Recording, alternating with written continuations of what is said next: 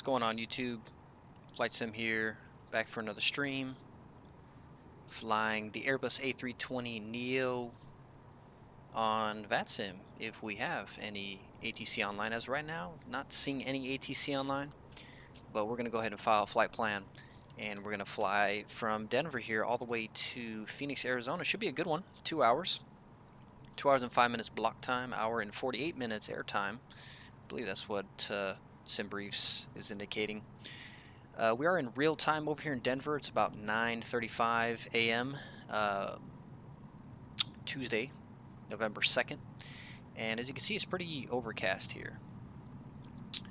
Pretty overcast here in Denver. This is not a default Denver airport. This is payware.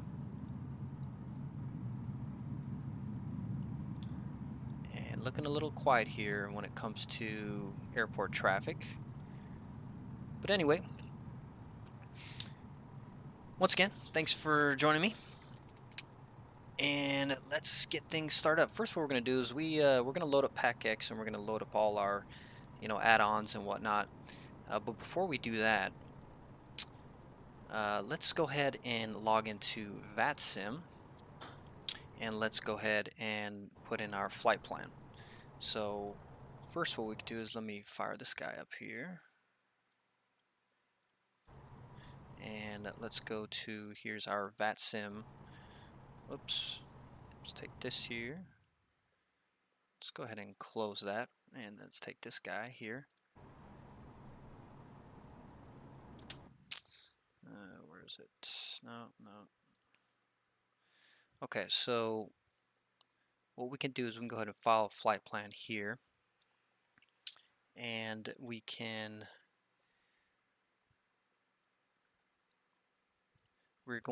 this is going to be an IFR flight. Instrument flight rules, and we're going to go from KDN, which the ICO code is KDN, to Phoenix, which is Kphx. And the alternate airport, in case we had to divert, is going to be, alternate airport is Kphx, which I'm not sure what airport that is, but we can look it up. Kphx.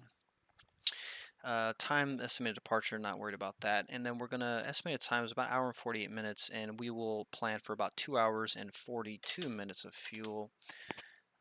They really don't care about this stuff. VATSIM controllers only really care about the routing and what your what your flight plan is. That's pretty much it. True airspeed is 420.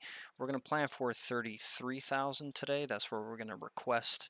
And our routing today is a very simple routing, and that's going to be, since we don't have any controllers online right now, we're even going to put in our departure runway. So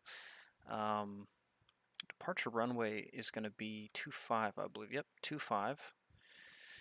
So we're going to put 25, and then we're going to take the summer to departure with the day transition. Then we'll go as filed. It's going to be direct to GUP, and then after GUP, we're going to arrive into Phoenix on the, which is a very common arrival here, the Eagle, E-A-G-U-L-E. I'm sorry, Eagle, EAGUL6 into Phoenix. Planning or requesting, we could say, 08. And we're going to go ahead and put requesting ILS 08 for landing. And there you go. That's pretty much it.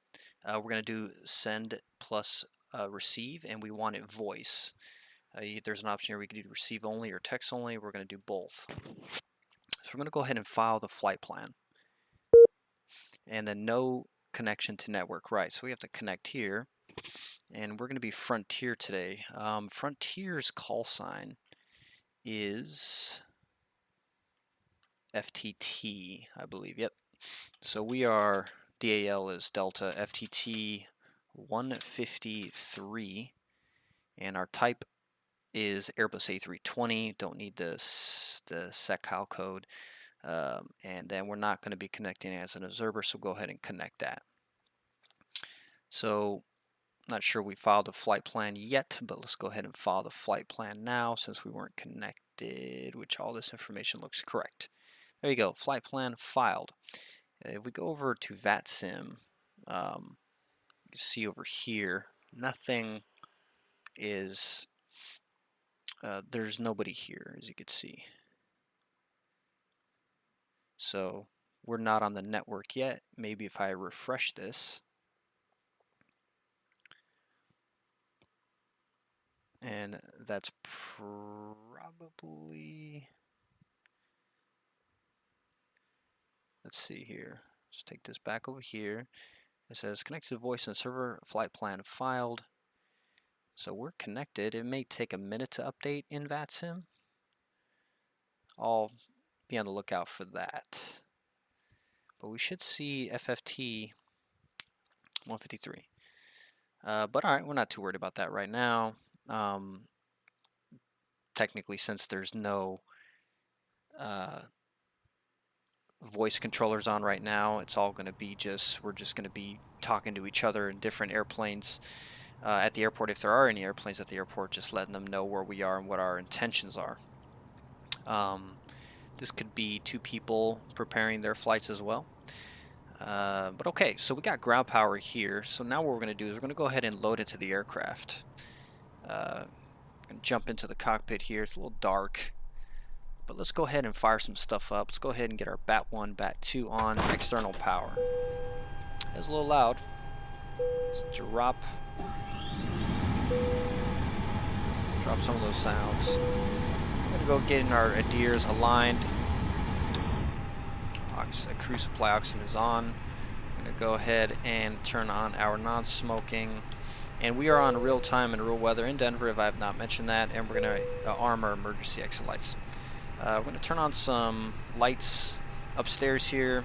And we're going to turn on some lights here, as well as here. We're just going to plan for 33 right now. If we were going to call the controller right now to get our clearance, we would go to clearance delivery, and we would say we would want to give them, here in the United States, I believe they want to know that you have the current weather as well as the position of where you are, meaning your gate number, which we are currently at, what, Bravo 27, and VATSIM would indicate any ATIS information, weather information. And the weather is updated per hour, and they use a code at the end, usually a phonetic code, like Bravo, Charlie, Alpha, Foxtrot, X-ray. It says advise initial contact, you have information Charlie, you have information Bravo, and that would be the current weather in the area.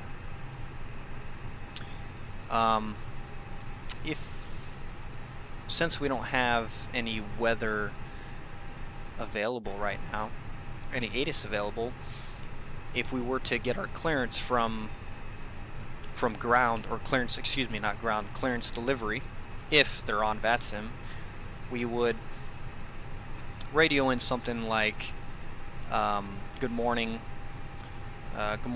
Denver, clearance delivery, Frontier Flight 153, information Charlie, over here at Bravo 27, looking to pick up our IFR clearance to Phoenix, please. And then they would respond to us eventually, depending on how busy they are. And it would say Frontier Flight 153, you are cleared to the Phoenix Airport via the Summer 2 departure, day transition, then as filed, climb, maintain 5,000, 8,000, 10,000, whatever they give you. And then they'll give you the departure frequency as well as your squawk code. And then you would respond, cleared to the Phoenix Airport via the Summer 2 departure, day transition, then as filed, climb the 5,000, climb via the SID, whatever they tell you, or they may say fly runway heading and expect vectors for a day, or expect vectors to GUP, or whatever is in your flight plan. So you repeat what they tell you, so you understand, they understand, and they know that you know your directing instructions. So we could say something like cleared to the Phoenix airport via the summer 2 departure day transition, then as filed. We'll climb via the SID, we'll climb the 5000 whatever. Departures on 115.6, squawk 6641 for Frontier 153. And they would say something like, Frontier 153 readback is correct. Push and start at your discretion. Call ground for taxi. Now, since we're in Denver here and we would be pushing on an active taxiway, this is an active taxiway. That means we would have to go to ground once we're ready to push back and get specific clearance from ground for them to advise us when it is clear to push back and engine start. If you're not pushing back on an active taxiway, the push and start, I believe, is pilot discretion. That's how it is in the United States. It could be different in Europe, could be different in other countries, I don't know. But as far as I'm aware, that's how they do it here in the United States. So, jumping back in the pit here, let's get some stuff turned on.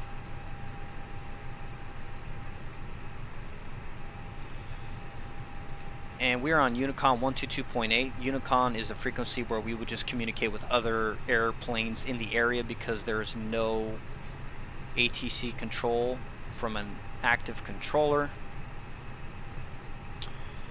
So, got some lights on here. We can go ahead and turn a dome light on as well a little bit. Okay, so at this point now, let's go ahead and sync our plan, and you can see we're going from Denver to Phoenix.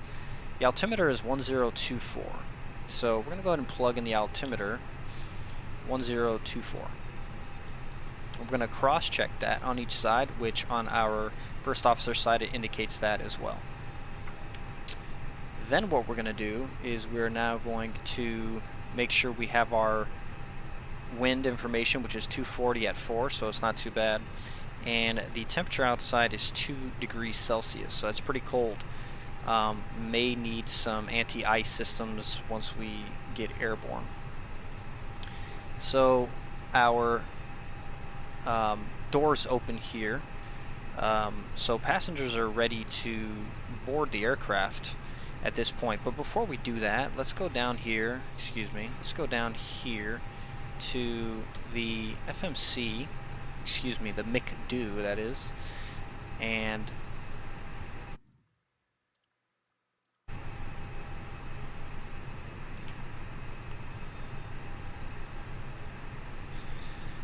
go down here to the McDo and go to a init ref.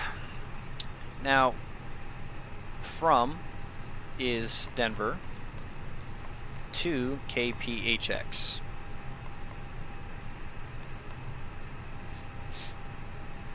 So we can go ahead and clear that GPS thing there. Go back to return, and we're gonna align our IRSs.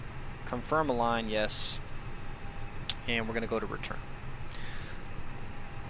Now I keep forgetting, what is the, I believe it's FTT, yeah. So we're now gonna go to FTT, which is our call sign, Frontier, flight 153. And we're going to put that in our flight number. Cost index, we could increase that as we're airborne, but right now we're going to go for 36. Cost index is mainly just the index that the company you work for has. I believe it depends on, that number depends on, you know, fuel efficiency of the aircraft. The higher the number goes, the more fuel efficient, I believe, the aircraft will perform. Don't quote me on that, but it has something to do with that. So we're going to go to 33,000 feet, which is our cruise. So that's going to be our temperature up there at that altitude, and then all this is basically done. So according to our fuel predictions here, we need 7,136 kilos of fuel. So we're going to go ahead and throw on 7,200, and we can see that indicator, which is FOB, fuel on board. Got to turn our ECAMs up so we can see a little bit here. Which currently we have 95.20. We don't need that much, so we're going to drop that. 79, we need 72. So 72.20 is good for me. We're going to increase our payload quite a bit. Center of gravity looks good there.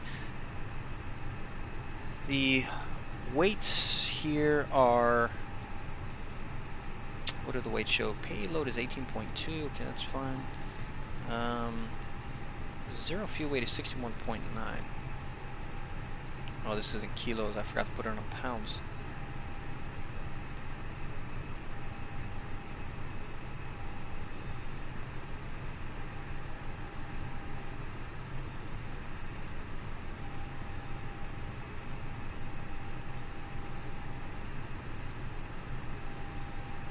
So relatively in the right limits here. So the total is 173 and we're at 174, so we're pretty heavy.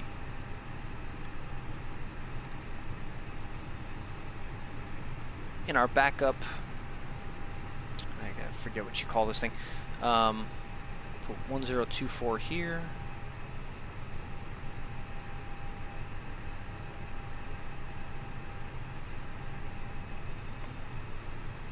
Zero fuel weight, center of gravity.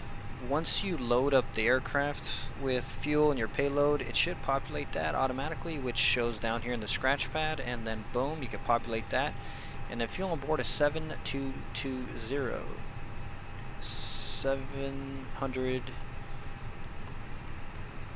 7,220 kilos of fuel. Oh, that's right. Oops. We're 7.2 kilos, I mean. 7.2 kilos of fuel.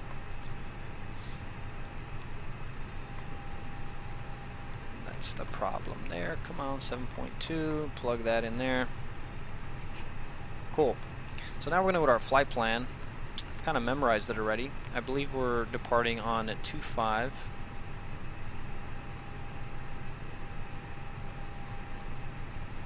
Yep.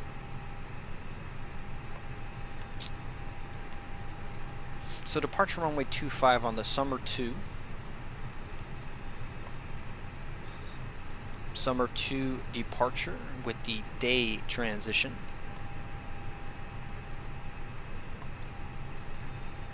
Oh, okay, it's already inserted.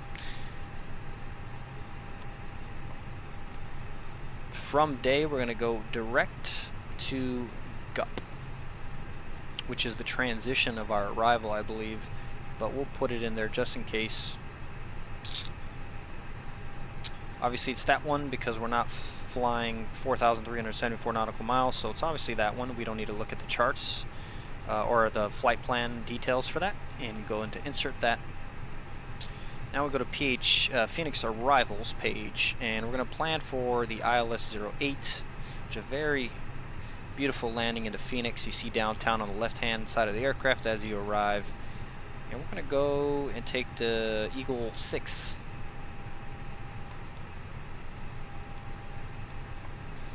So right there's the Eagle 6 arrival. Novia, and we're going to go for the GUP. Oops. That it automatically populated it, and by me clicking that it erased it. So go back to the Eagle 6. Novia, and then it automatically populates GUP transition, and we're going to insert that. And we're going to go to our flight plan here. We should have no discontinuities, which is where your flight plan is not connected. There might be, no, I don't believe there's, yeah, so we're all connected here. So everything looks good. The flight plan is pretty much in. Now we're going to go to our performance page. And we're going to plan for a flaps 2 departure. Probably could go flaps 1, but we'll do a flaps 2 departure. And I'm going to set the trim now because I forget every time, because I don't follow a checklist. Because I just kind of memorize it all up in my head. There's times I forget things. It's kind of funny. Transition altitude is always 18,000 feet here in America. With this information, we got to put our flex. We'll put our flex in 36. Actually, let's go with 40. We have a long runway. And we are going to put our V speeds in, which are calculated, which is V1 140, rotate is going to be 141, and V2 is 145. Flight plan is in. We are all done with that. Now we can go ahead and get our passengers in. All right.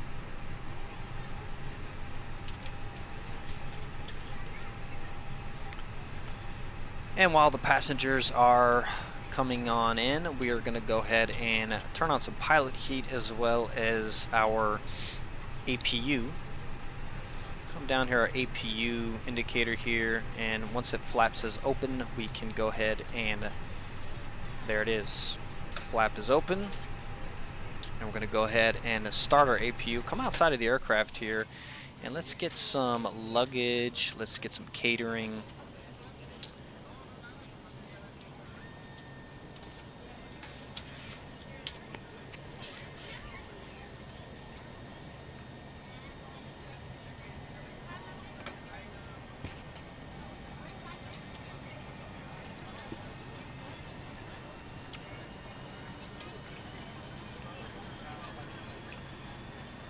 See if we are. Oh yeah, we're on VATSIM now. Cool. Let's see. Am I right here? Yeah. See right here, VATSIM is updated, and there's our aircraft right there. Esquidamo. Base home airport is LAX. I gotta change that, by the way. But yeah, that's us right there. You see, we're going to Caden, Denver to Phoenix, requesting 33,000. We don't have any air traffic, but you know, VATSIM could have an air traffic controller come online any minute, and then we would get our clearance from him.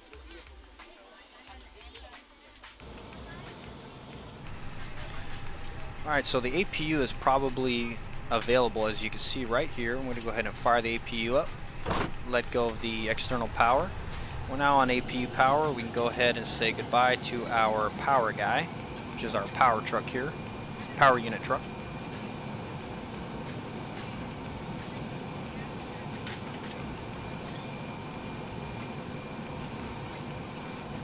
Alright, our catering sky chefs are done filling up the aircraft with food and whatnot. There's our APU. What the hell was this guy doing? Dude, what are you doing, dude? Had too much to drink last night?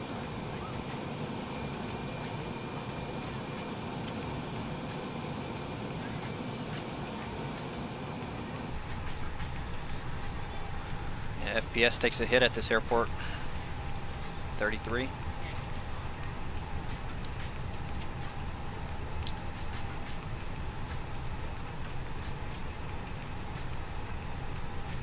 Alright, so let's go ahead and let's turn on our predictive wind shear system. Let's go ahead, actually let me check something real quick. Let's see, radio check. Okay, so we're good here. Just wanted to make sure that our mic is working. Predictive wind shear system can come on. This is a predictive wind shear system. See, there's somebody advising whoever in the area of what their intentions are, which is very staticky. We'll go ahead and turn our runtime on. 33,000 here.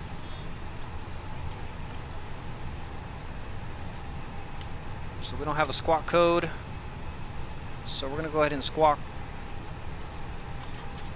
4550 for right now. Go ahead and turn that on. We'll ident.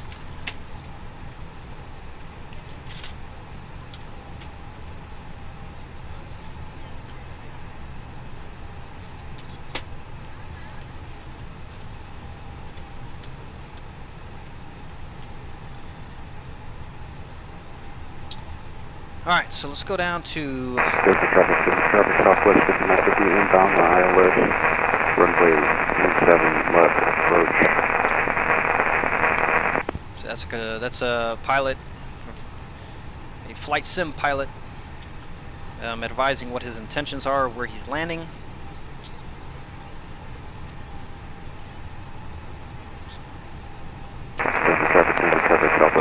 5950 inbound, after landing, ILS, runway 37 left, 19 miles out. 19 miles out. That's quite the call out. So we're going to go to Denver here, and we're going to go to, I believe airport info is what we want. There we go. So we're planning 25, which I love this runway here. You take off, and then you fly right over the Rocky Mountains, and you can see Denver as you depart out. It's beautiful. So we don't have ATC, obviously, so we are going to push back when the aircraft is loaded up, and we're going to probably come out to Foxtrot here, and we're going to go to Gulf, take Gulf all the way down. Obviously, as we taxi out, we are going to give our instructions to other aircrafts in the area if there are any. And I believe this guy said 17, I believe. I don't know. Yeah. See, he's a Southwest. Darwin Brooks. Flying Southwest 5950 into Denver. He flew from LAX into Denver. And I believe his intentions were 16 right or 16 left, one of those. So that's him right out there, I believe. That's him right there. Just came from LAX.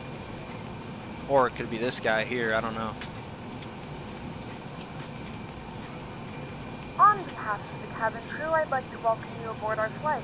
As you find your seat, be sure to place your larger carry-on items in the overhead bins and smaller items underneath the seat in front of you. If you have trouble finding a location for any of your carry-on items, please use the flight attendant call button over your seat and somebody will assist you.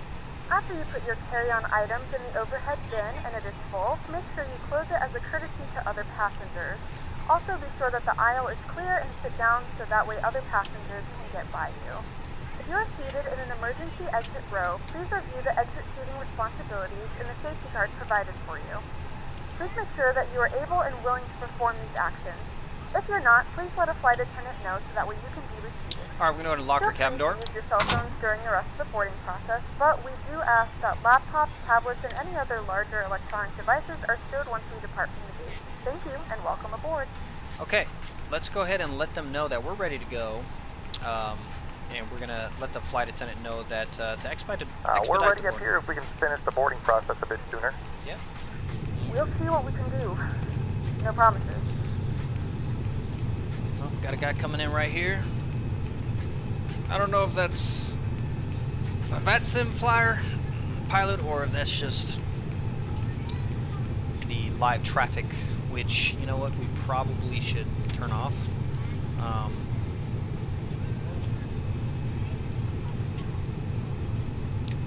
We go to weather.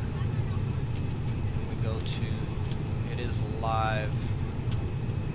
Denver traffic, Southwest 5950 inbound, runway 16 right, on final. On final.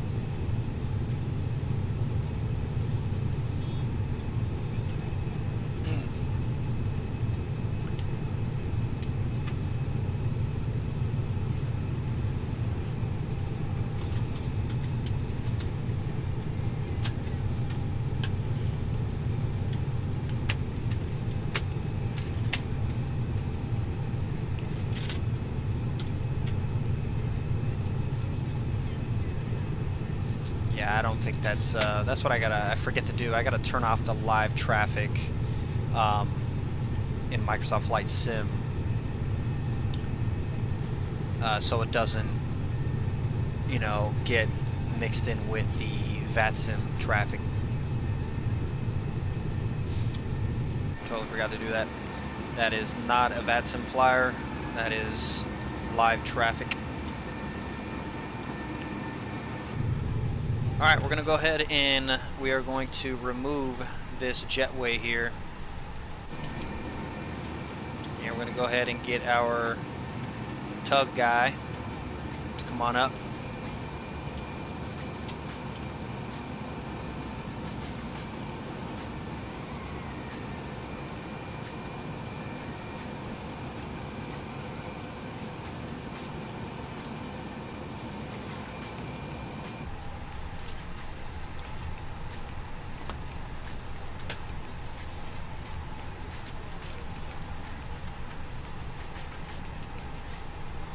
All right, parking brake is off.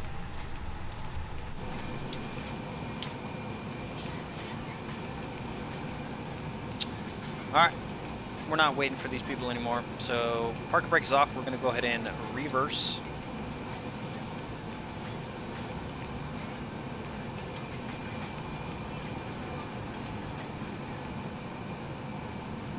We are ready to go when you are.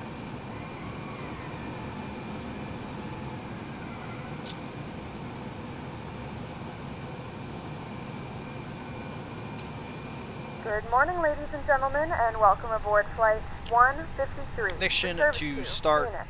Our fuel flight time will be pumps roughly on. 1 hour and 31 minutes. Please note the cabin doors Engine now number 1. closed. We ask that you make sure that all devices are in airplane mode and your larger devices are now shut down and stowed. If you have not already, please fasten your seatbelt and verify it is low and tight across your lap. Your tray tables and seatbacks must be in the full upright and locked position for departure. Cabin crew, prepare doors for departure, cross-check, verify straps, and stand by for all call. Cabin crew, prepare cabin for departure.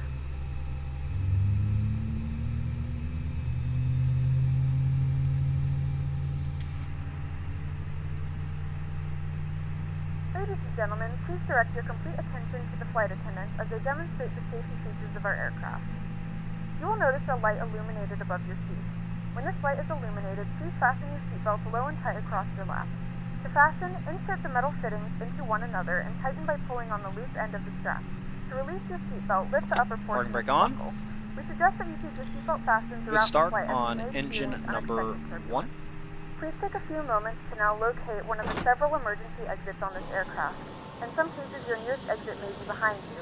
Damn, In case that of dude an emergency and we need to went away evacuate quick. the aircraft, there is Engine lighting number on the 2. floor that will guide you towards the exit. In the event that the cabin those loses PTUs pressure, barking an back there? oxygen mask will drop right in front of you. To start the flow of oxygen, pull the mask towards you. Place it firmly over your nose and mouth and secure the elastic band behind your head. Tighten the straps if necessary and breathe normally. Although the bag does not inflate, oxygen is flowing to the mask. If you are traveling with a child or someone who requires assistance, secure your mask first and then assist others. Leave your mask on until a member of the crew advises you it's safe to remove it. In the unlikely event of a water landing, a life vest is located in a pouch under to your turn on the seat beacon or light. between the armrests. When instructed to do so, Nose open light the coming plastic on. pouch and remove the vest. Flip it over your head. Wing Wrap light the straps coming around on. your waist and buckle at Strobe the front. coming on. Pull the strap to tighten. To inflate the vest, pull firmly on the red cord only when exiting the aircraft. Arm speed If brake. it doesn't inflate automatically, you may blow into the mouthpiece for manual inflation. This vest is equipped with a whistle and a light. If you need to, your seat Flaps can 2. be used as a secondary Bluetooth device. Please make sure to exit the aircraft as soon as possible and leave Flaps your 2 belongings. indicating. Once again, all devices must Check. be in airplane mode and your Takeoff larger devices config. must be turned off and Yes, stored I at know, all I times. know. Shut up. Please securely stow your personal items. Make sure your seatbelts are fastened in Takeoff seat backs and tray tables are in config their full upright checked. position. Speed We brake remind you that maximum. this is a non-smoking flight. Tampering with, disabling, or destroying the smoke detectors located in the lavatories is prohibited by law. All of this information and more can be found in the Flight safety control card check. located Full up, in the full seat back down, in full front of left, you. full right, We rudder suggest now. reading this and let us know Brakes. if you have any questions. Thank you for flying with us, and we hope you enjoy your flight. Brake to normal. Excuse me. Engine mode selector normal. Park brakes off. Let's go. Denver traffic. Frontier flight 153. Taxi runway 25.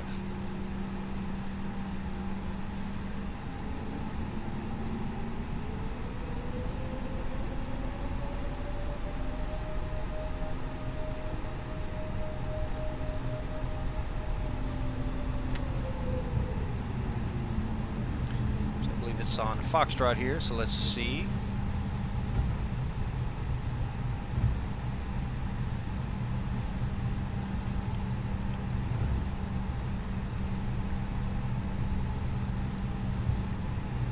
Denver traffic flight, Denver traffic Frontier flight 153, taxiing on Gulf to runway 25.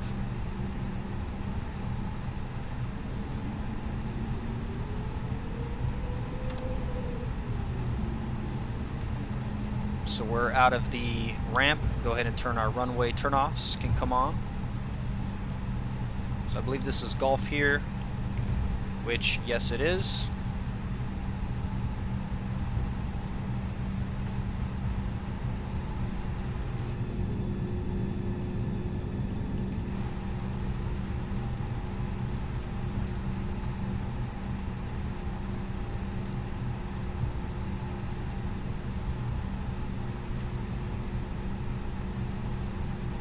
That's some sloppy taxiway.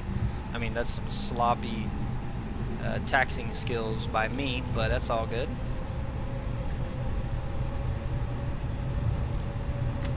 So 25 is the ground speed limit. We're at 27, so we're already breaking that.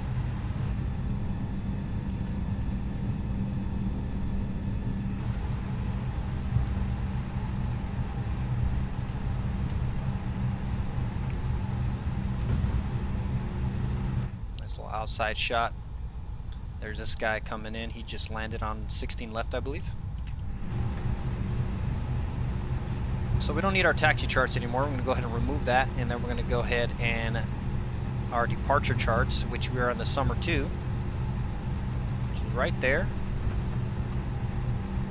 And as you can see, there it is.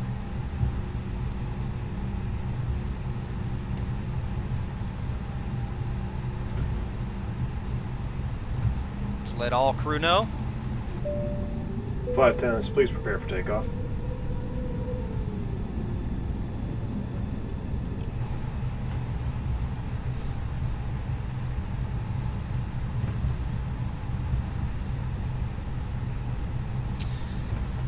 Alright. Speed brakes armed, engine speed to normal. Trim is set to 1 degree. We have advised our crew. Auto brake is set to max. And speed brake is set.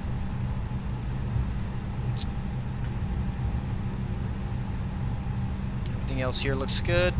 Let's go ahead and we're going to start our chronos in a minute.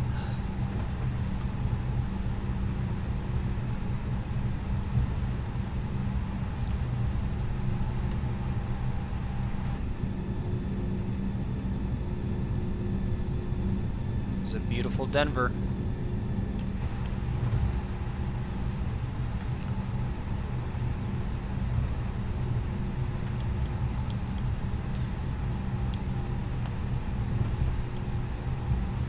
Alright, landing lights on, everything is on, everything is ready to go. Chronos.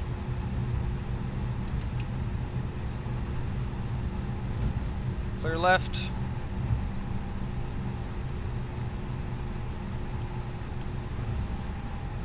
Denver traffic, Frontier Flight 153 departing runway 25, summer 2 departure. Line up.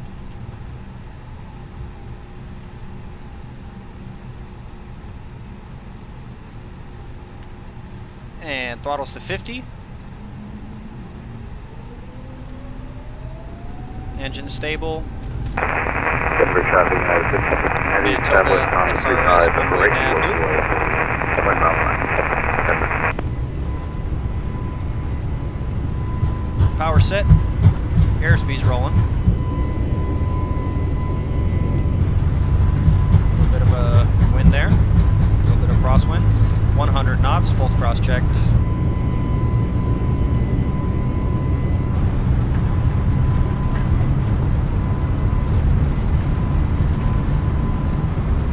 .140. V1. Rotate.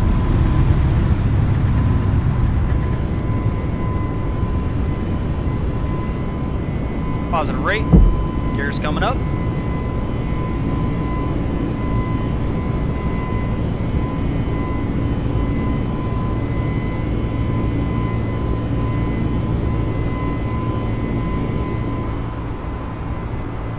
Follow our flight directors.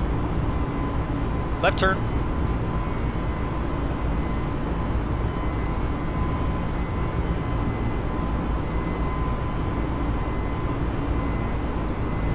Runway turn off. Taxi off.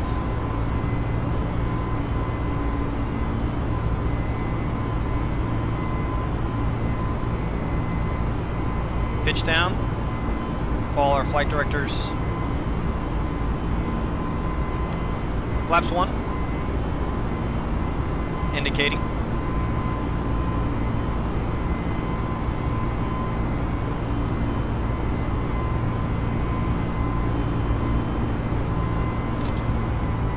Climb power.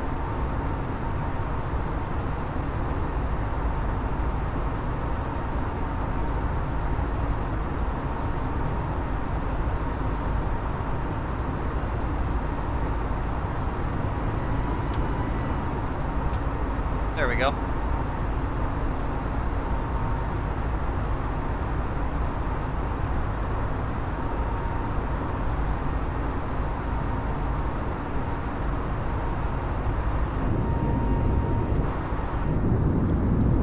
Flaps clean.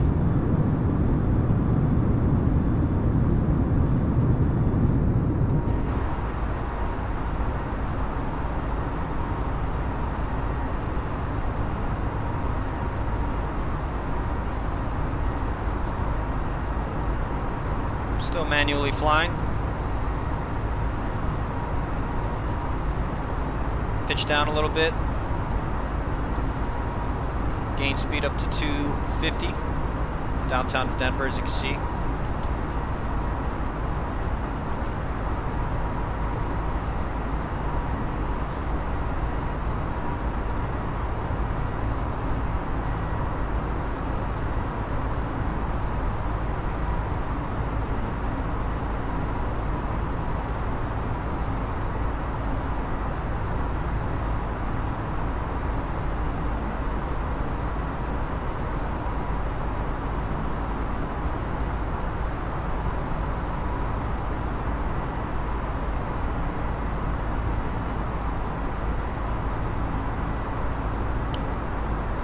AP1 coming on.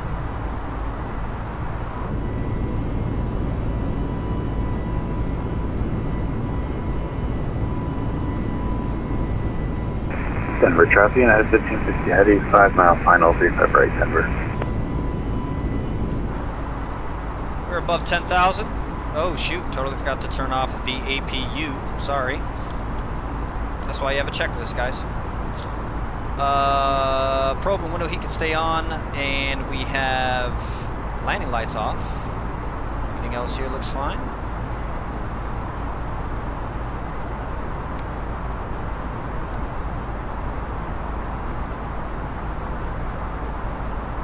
Speed brake can be disarmed, and seatbelts are staying on.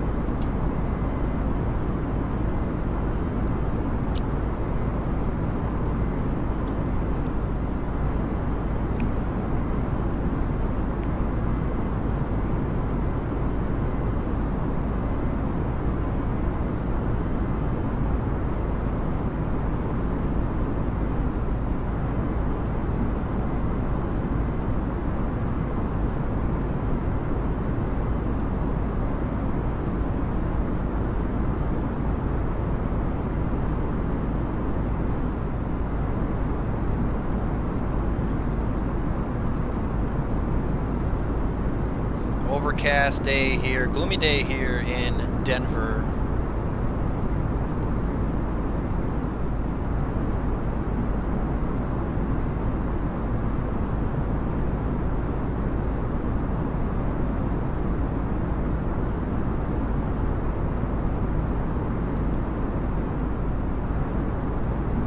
Gentlemen, we have now passed 10,000 feet. We now turn on your larger portable electronic devices. This is also a reminder to keep from fast and larger speeds, not congregate in the galley or near the lavatory. This aircraft uses onboard Wi-Fi. It will be required to pay a small fee if you wish to access it. We do offer complimentary in-flight thanks to our partners. If you connect to the Wi-Fi, you will be able to access our wide range of free live TV and music library. I believe this is that Colorado Springs Airport? I believe it is.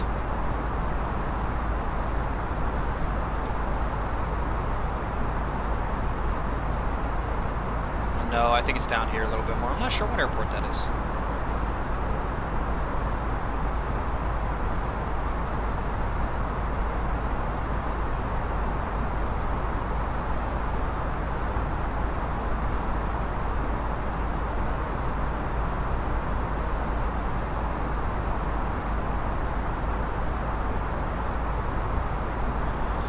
going into the soup. Might want to turn on our anti-ice since it is below -10, just to be on the safe side.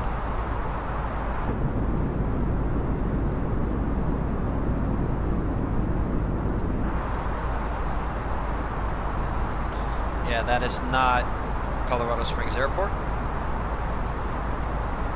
Oh, the breakout's going to be beautiful if we get one.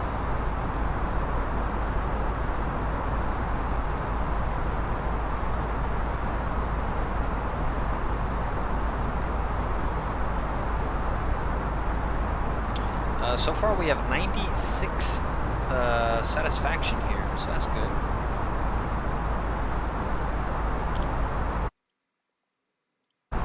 As you can see on VATSIM here, there we are. Frontier Flight 153 on our way to Phoenix, which is right there.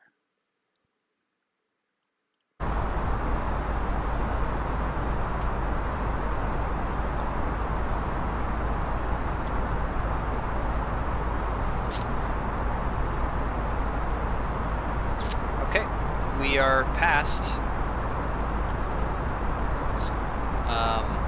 18,000 feet, so we are now under standard barometric pressure.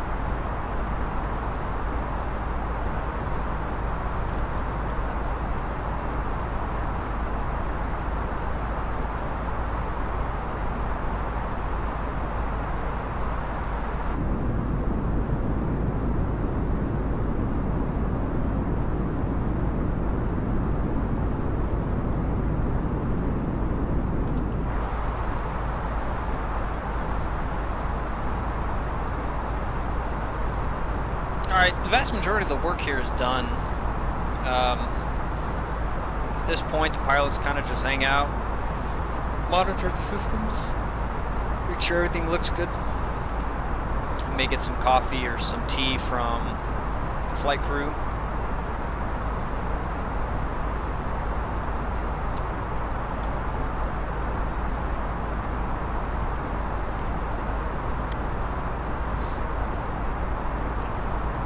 I'm monitoring VATSIM to see if we have any ATC on board, and we don't.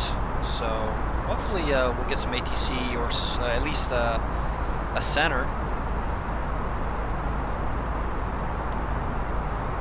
I wonder why this is flickering. Could be a bug, I don't know.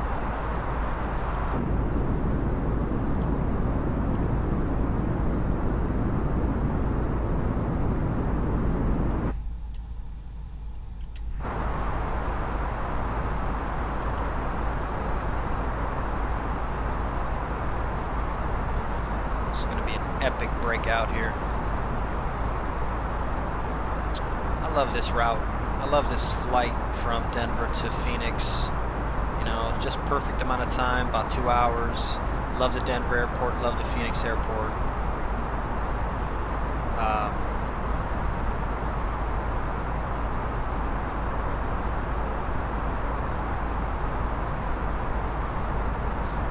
Yeah, it's awesome.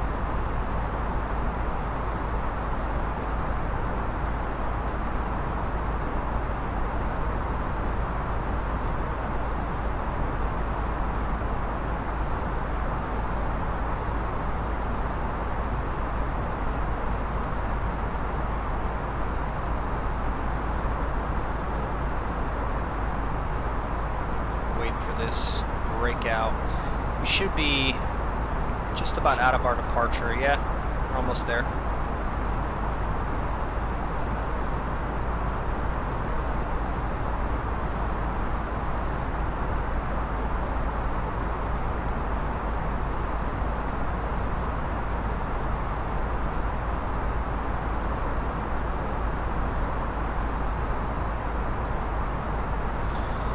And heading to our transition, which is day, as you can see right there. Then I believe this is Gup. Yep, Gallup. On to Phoenix. which we're going to come around here and then we're going to vector ourselves. Hopefully we get some ATC, they'll vector us, they'll give us our headings, our vector heading, and we're going to turn around and come land it right here on the ILS 08, which runs this way. But in the meantime here, let's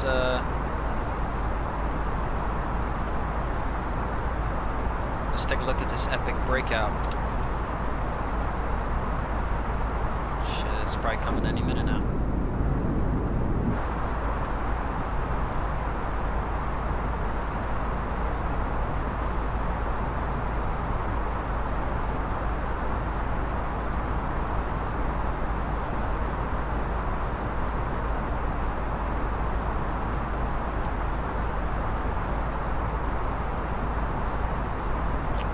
Past 26,000 feet.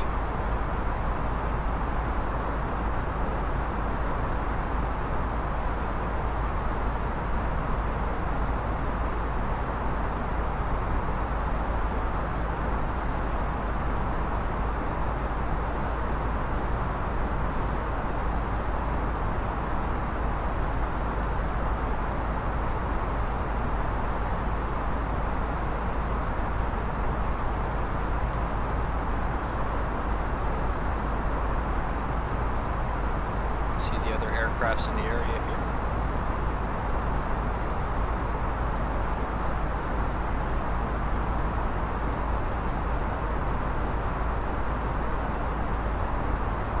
Getting close to this breakout.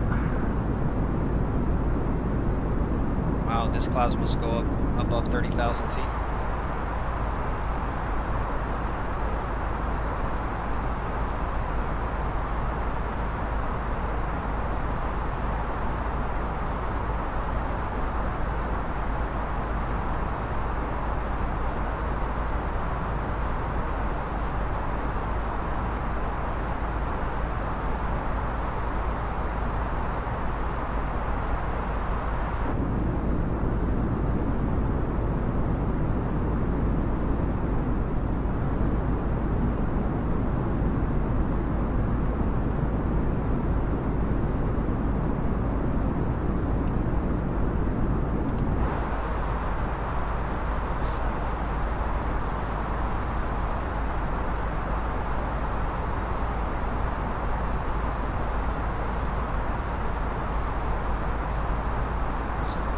Wing flex there.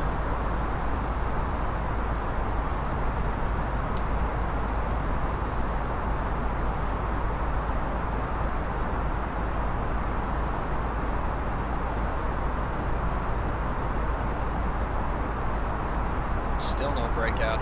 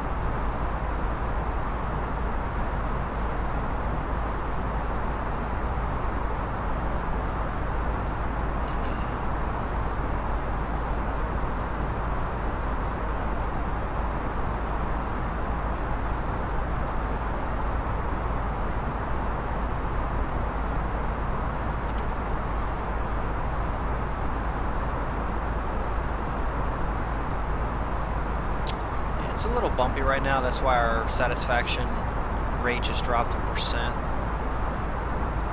Hopefully we get above these clouds, these passengers become a little happier.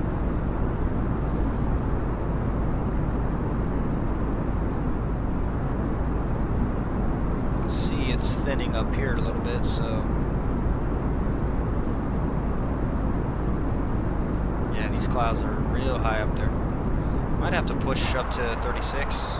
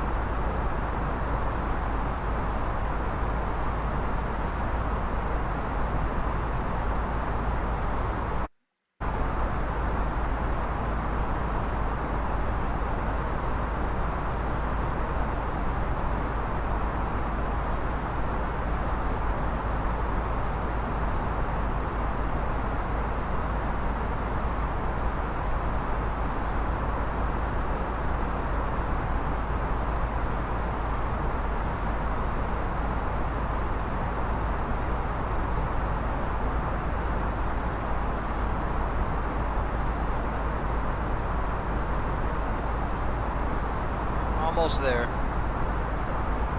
Oh, I think we're just about there.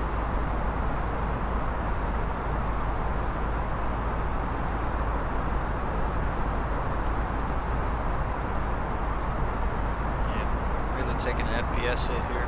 21, 22.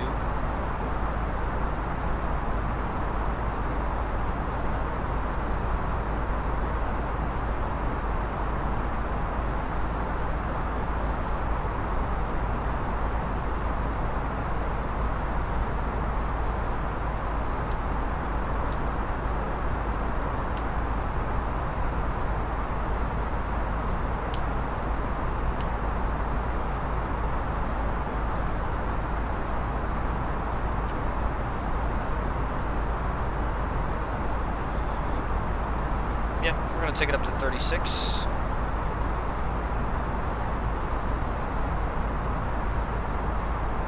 About 37, 36.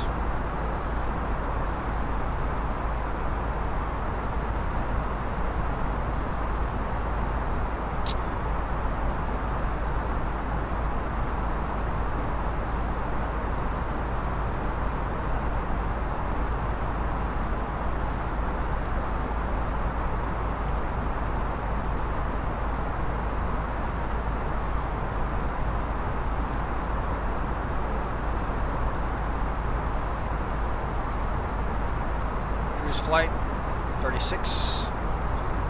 Just climbing on up. I want to get above these clouds. Whoa. Pretty bumpy out here.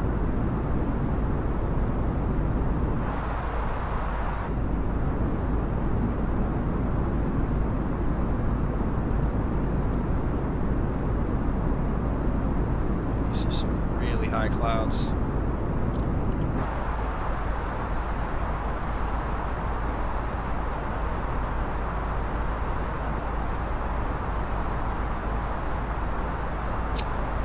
Now people are very satisfied. They're happy because we're out of the clouds.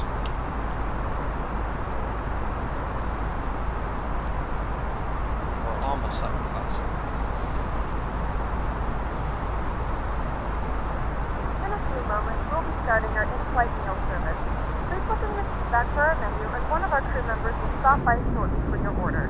If you would like to order additional menu items, please hit the flight attendant call button at any time, and we'll be over shortly.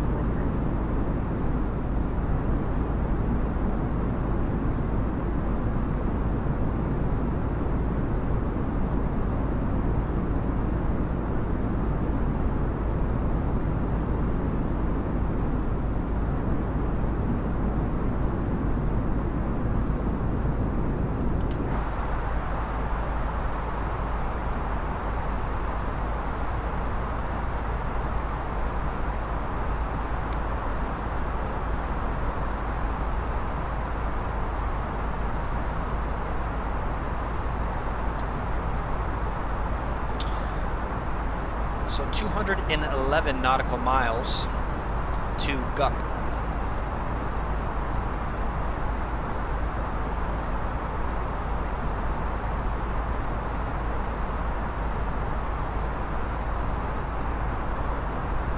Turn some lights off here. Go ahead and turn off our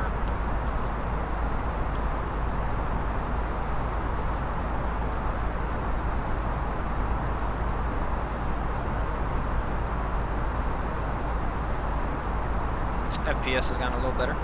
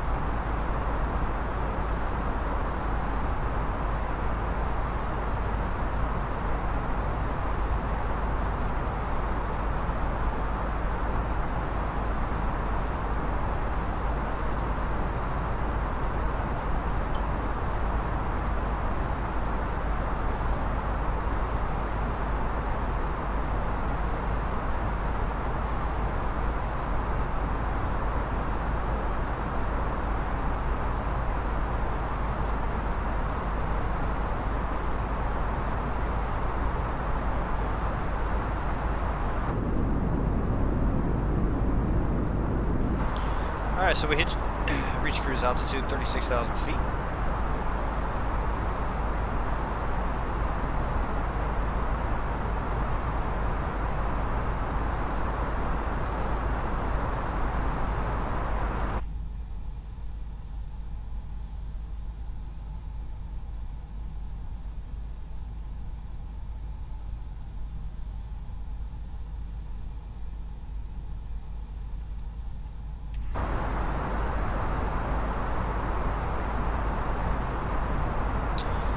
Go ahead and turn the anti-ices off, and let's go ahead and turn strobe, nav can stay off, wing light can come off, beacon can stay on.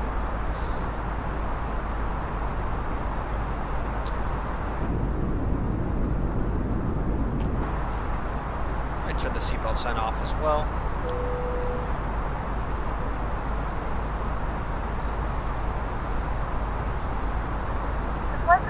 Off the fasten seatbelt sign. You can now get up and move about the cabin. However, we ask that you keep your seatbelt fastened when you leave in case of unexpected turbulence.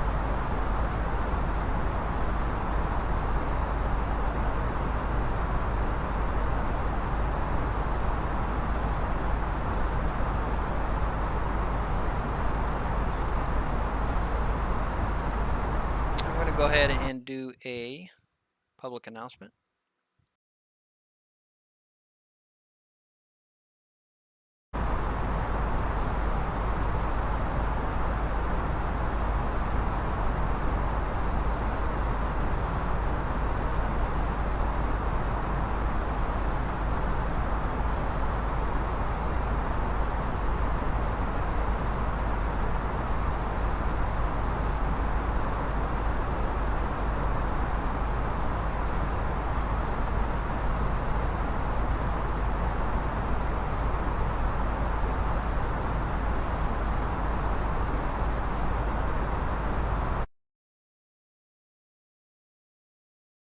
Ladies and gentlemen, from the flight deck here, this is Captain speaking. We have reached cruise altitude at 36,000 feet. Make it a little bumpy in the next 20 or 30 minutes. So we're going to turn the seatbelt sign off. Feel free to move around the cabin, but if you are seated, please have your seatbelts on just in case we experience some of the rough air. We have about an hour and 10 minutes until we start our descent. Welcome aboard.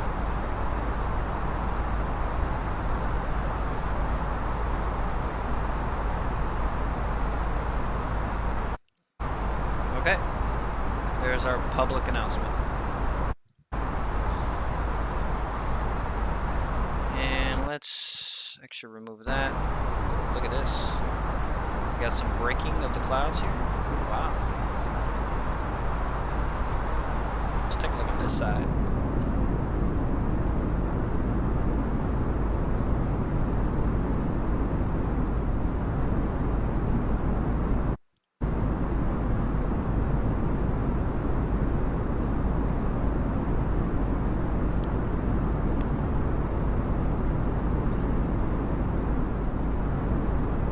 Very cool.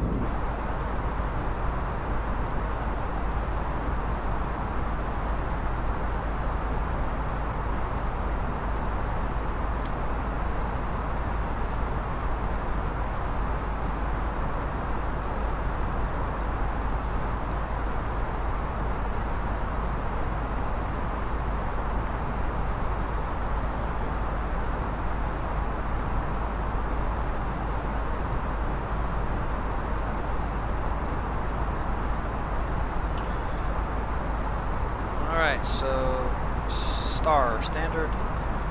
standard instrument of arrival, which is the Eagle 6.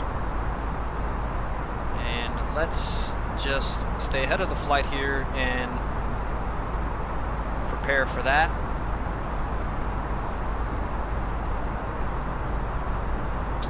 I always hear in aviation from veteran pilots and just people from, on YouTube, they always say that as a pilot, in the real world obviously,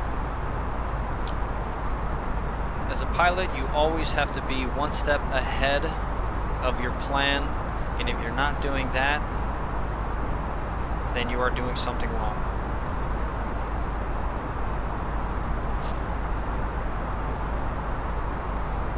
So the Eagle 6. Is it the Eagle 6?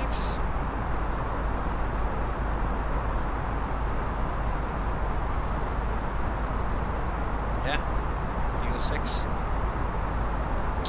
I know why it's not populating, because we need to click on Phoenix Airport. Hello. And the Eagle 6 is right here.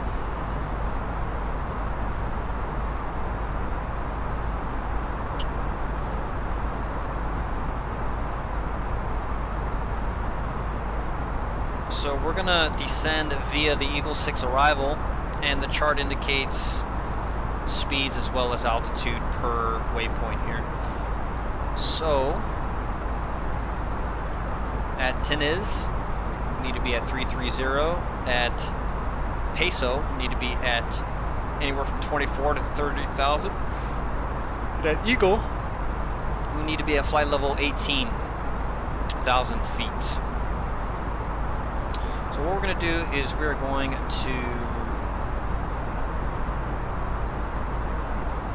bring our altitude indicator to 18,000 feet. Obviously we're not descending.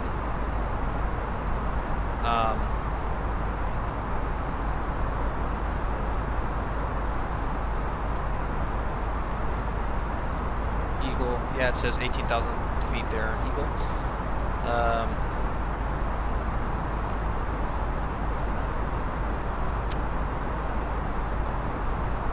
Transition altitude is 18,000 feet, we know that.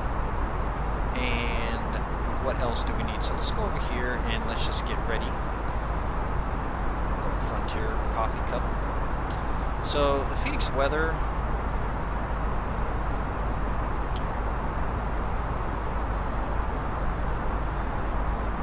So the altimeter is 1019.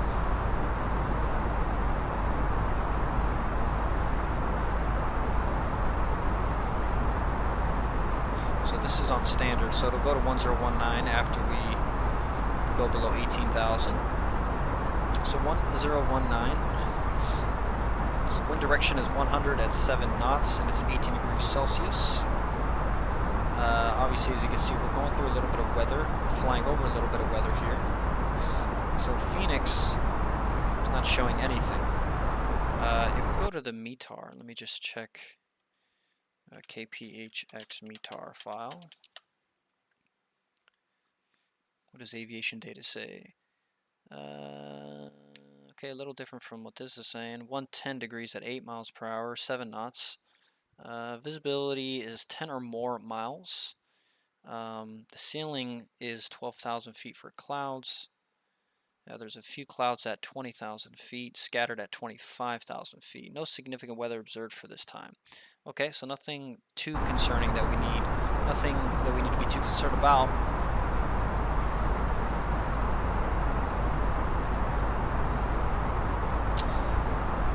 Go into our performance phase. Go to next phase, next phase. So the QNH is 1019.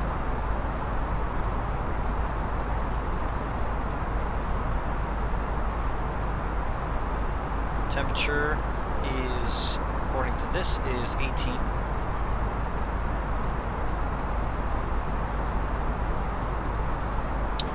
The winds 100 at 7, I believe it was. Yep. 100 at 7. Transition.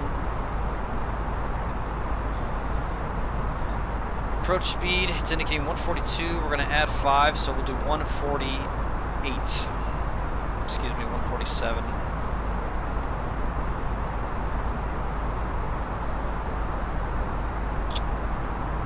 The minimums. We're going to plan for the ILS approach. ILS 08.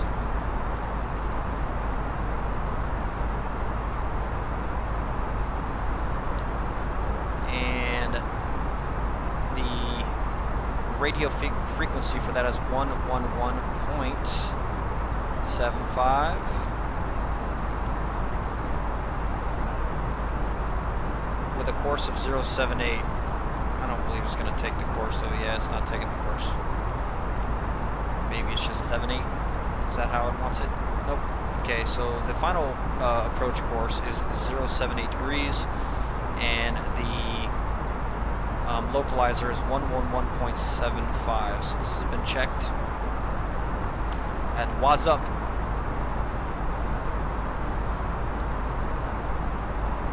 Was up right here. You'd be at 3,000 feet.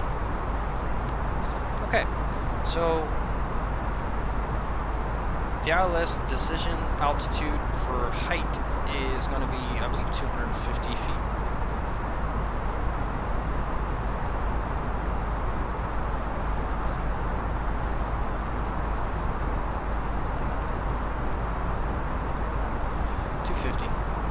I believe that's right. So we'll go back, go to our arrivals page, and go to the Eagle 6. And there it is. And we're going to be starting our arrival pretty soon here. So at Eagles, we need to be at 18,000. So at Tints, we need to be at 33. So I'd say right about right about the slider will probably drop to 33, and then we'll continue on. Alright, we're looking good. As you can see, the clouds are starting to clear up, starting to look beautiful out there.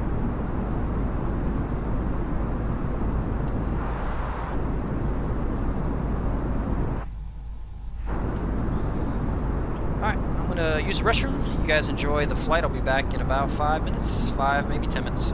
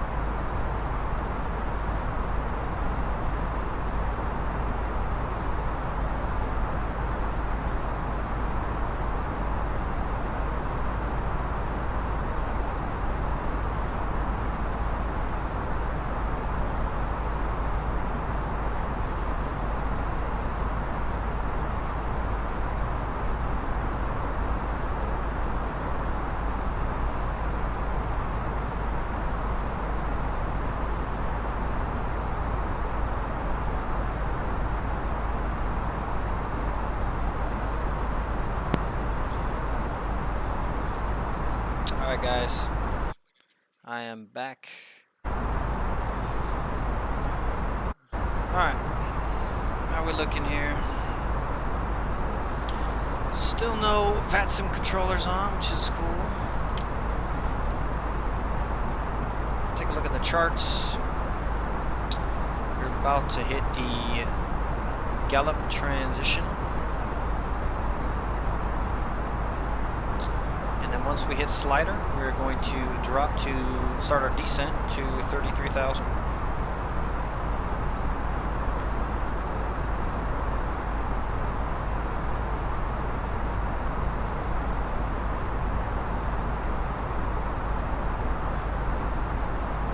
And we'll state our intentions to the traffic in the area. How much traffic do we have? Ooh. Guess what? It looks like ground just came on in Phoenix. 132.55.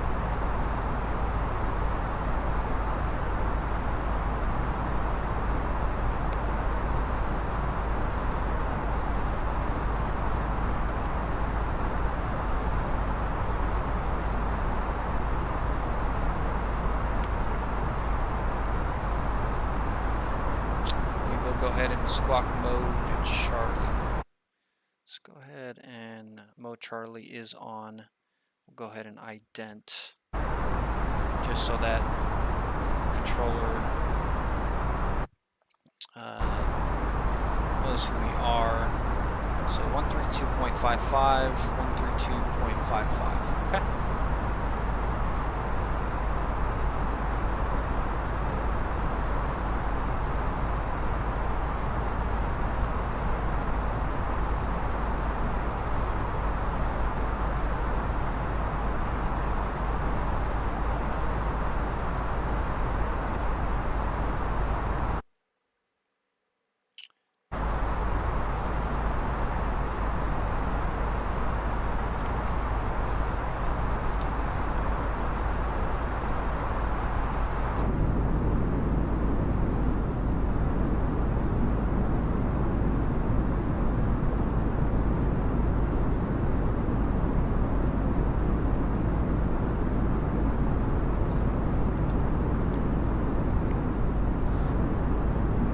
We just hit the gallop transition.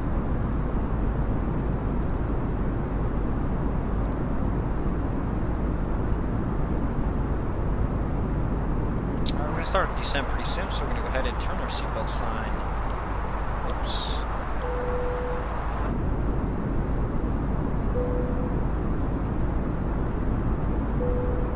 Ladies and gentlemen, the seatbelt sign is now turned on, so it's time to return to your seat and fasten your seatbelt.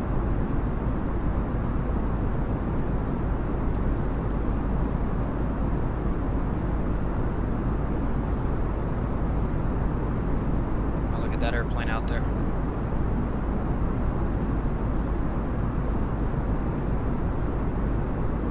So we got an airplane in the area flying at 330, American Airlines 2526, which he should be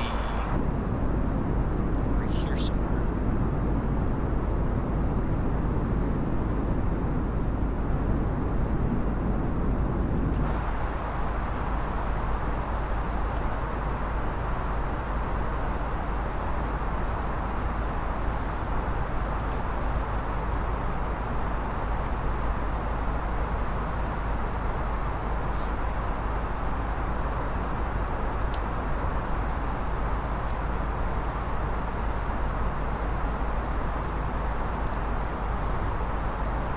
See if we can call this controller, this ground controller.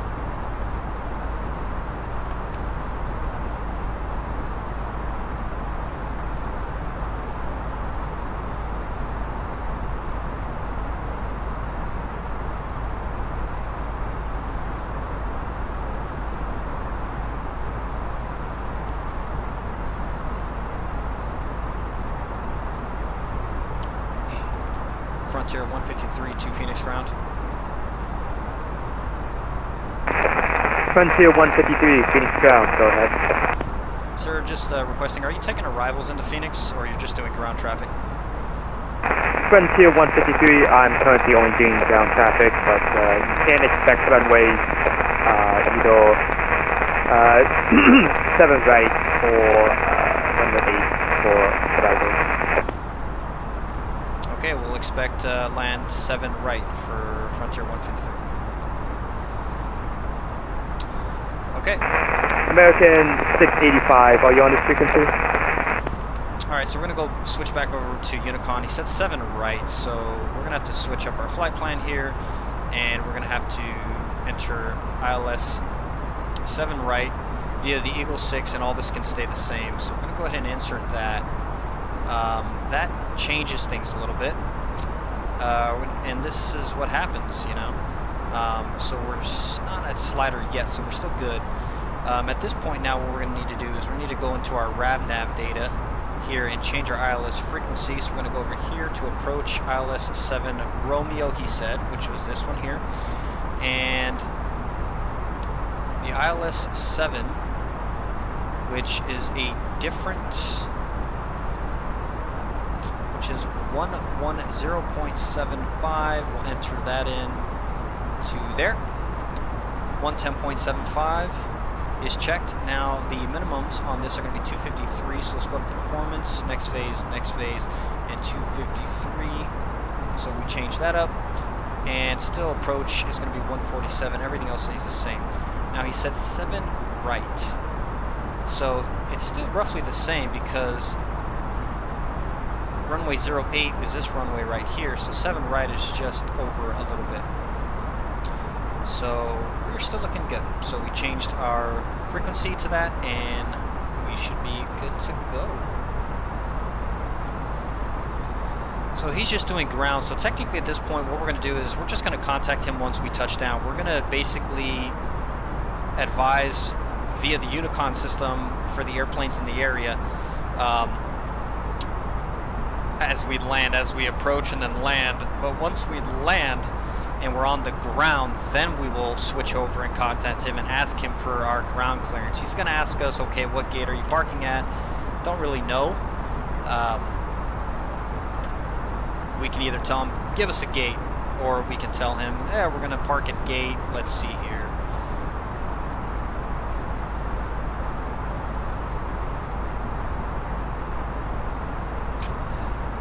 We could say you're going to make it easy because we're landing on this runway here.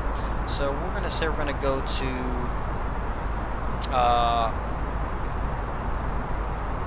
Concourse 3. Concourse 3, Charlie 8. We could say that. Concourse 3 or Charlie 4, whatever one of these is fine. And then he's going to say, okay, depart runway 7 left via Echo 11, and then Delta 11 into ramp, and then Delta 11 to Delta into ramp or whatever. So it should make it fairly easy. Let's go back to our approach phase, ILS 7 right.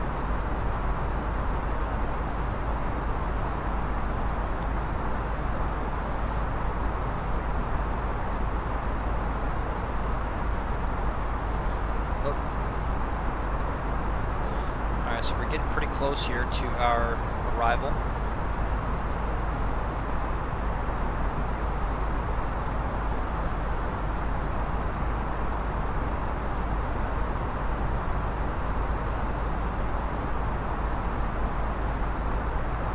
Probably go ahead and descend now, actually. Start a slow descent to 330.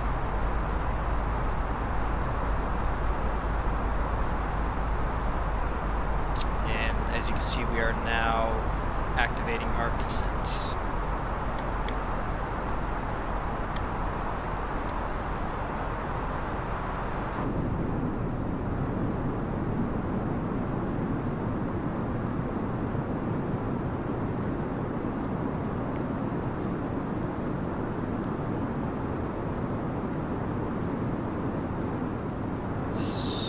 So at 10 is we're going to stay at 33. I'm going to drop from there down.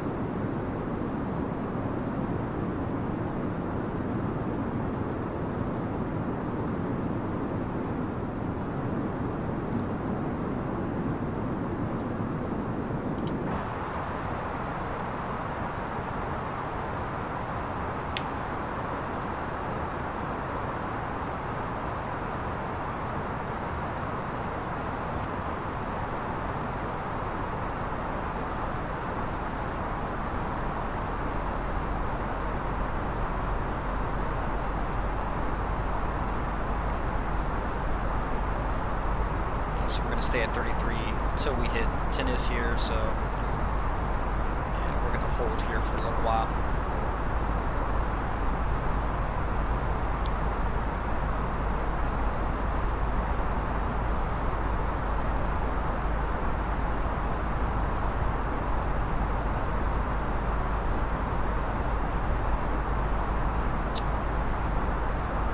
Traffic for the Phoenix area, Frontier Flight 153, are going to be descending the Eagle 6 arrival, Phoenix traffic.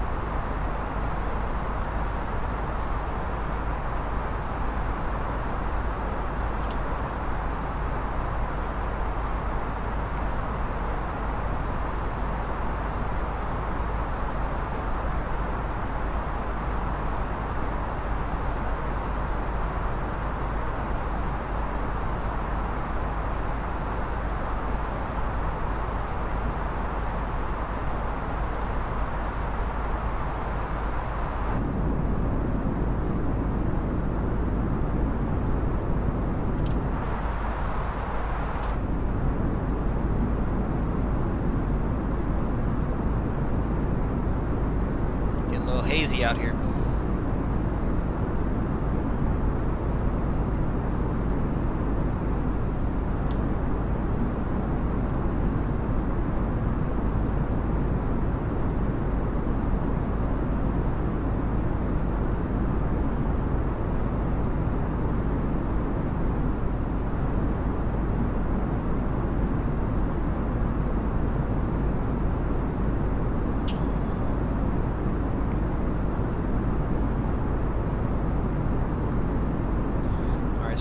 Very methodically follow our charts here, since I don't believe the fly-by-wire Airbus A320neo has the glide path indicator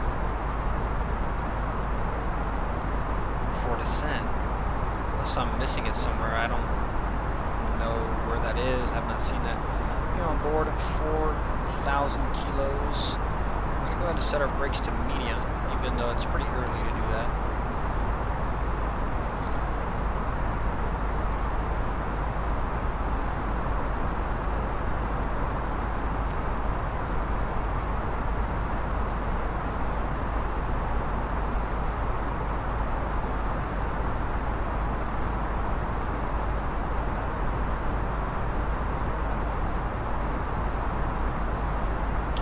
So our next descent will be let's do 26,000 right in the middle of this here is fine. So we had 270 knots or greater. So, and that's exactly where we're at here. Beautiful.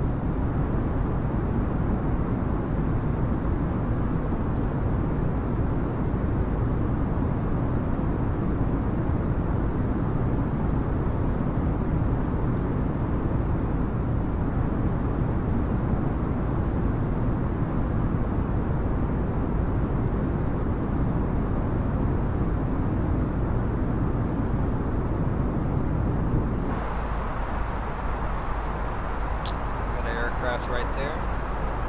Not sure if that is live or that's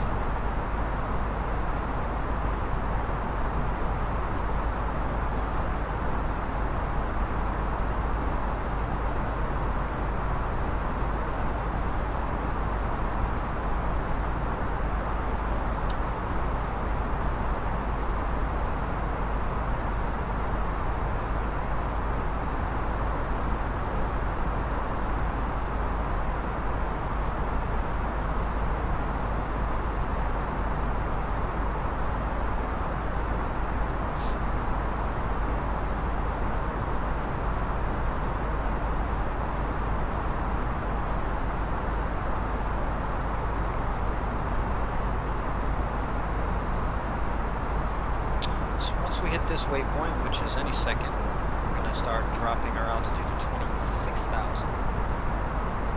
Actually, no, let's go to 18 instead. Right as we transition.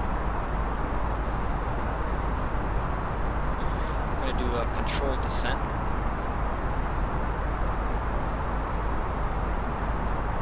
And go ahead and start that now, and we'll do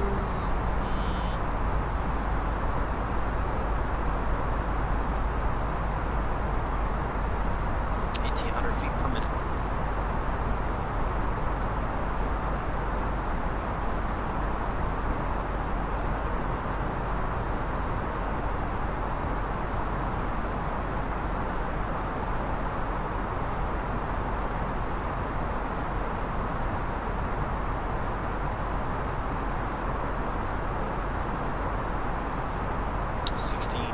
Actually will work a little better.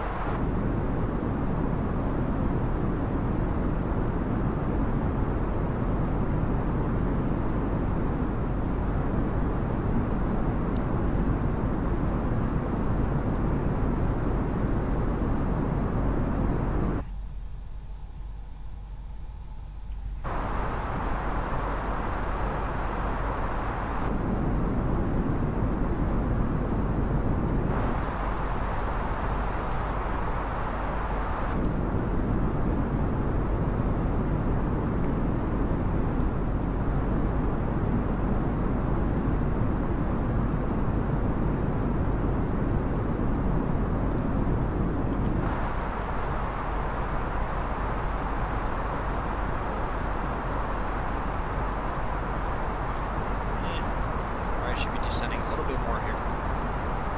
2,000 feet per minute.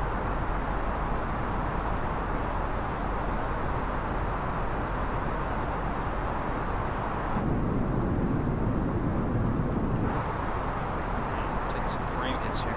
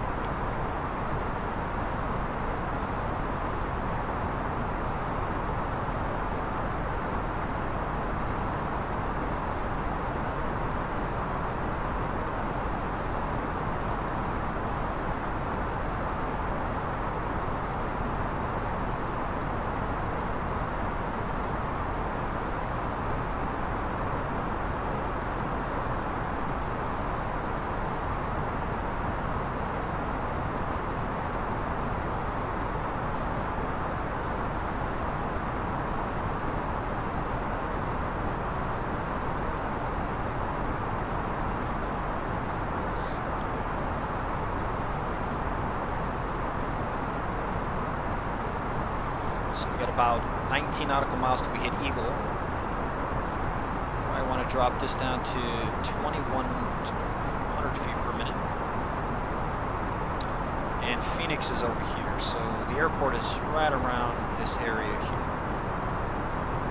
I can just tell just from flying in here so many times. Got some snow. Oh yeah, that's snow.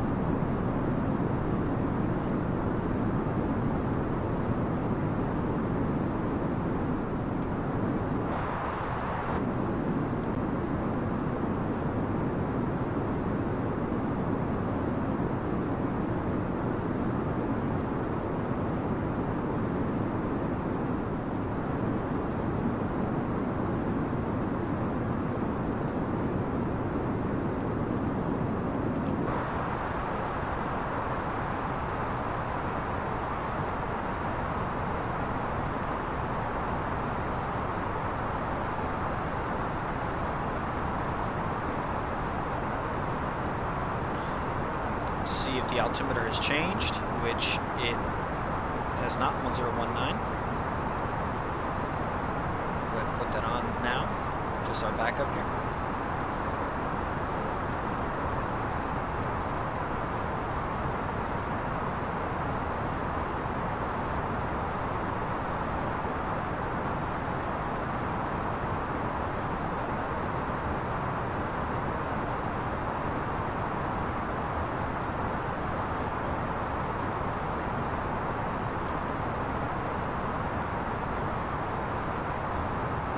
To increase this descent. Let's go to 25.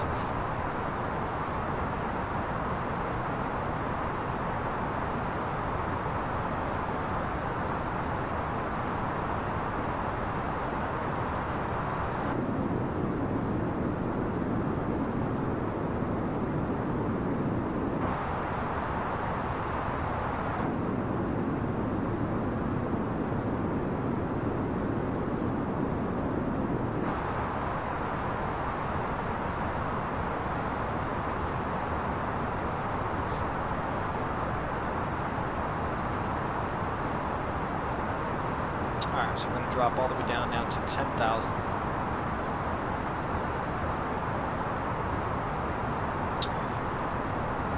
Let me just make sure that everything here looks good, which it does. Okay.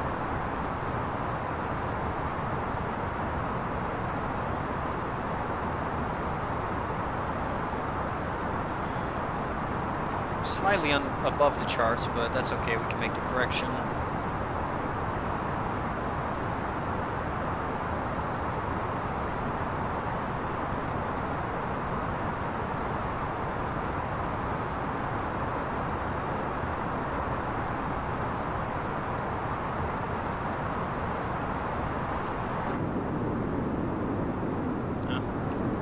Bumpy here.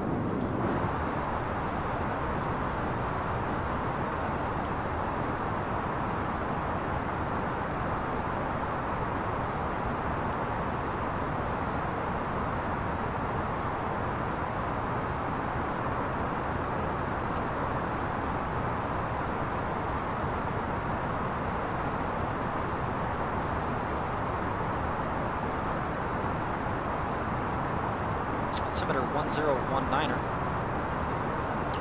and let's go ahead and change that right when we pass 18.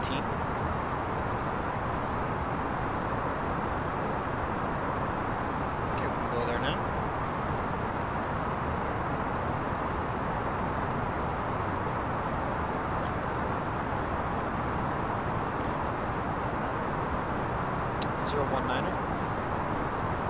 Okay. Now we can go ahead and slow up our descent to 18. Let's do 1,700 feet per minute.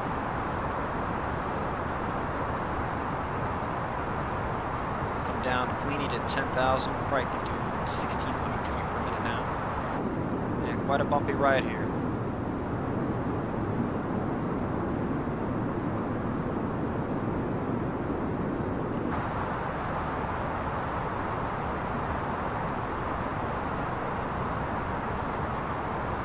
Let's slow this up to about 1,000 now, and we can, this will slow the airplane down a little bit.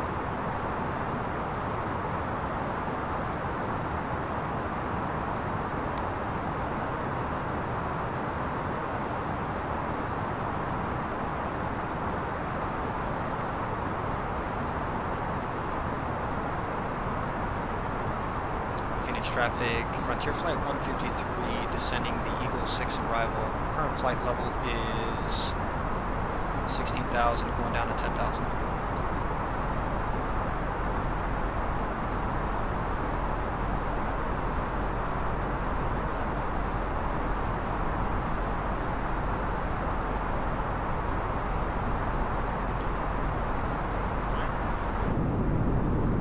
Slight right turn here.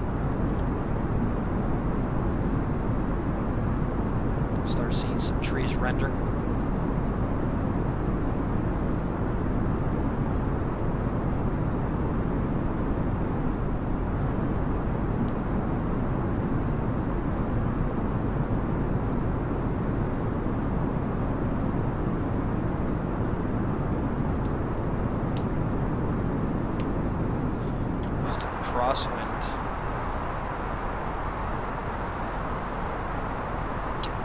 100 at 7.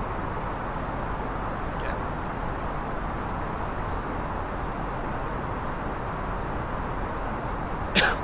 Excuse me.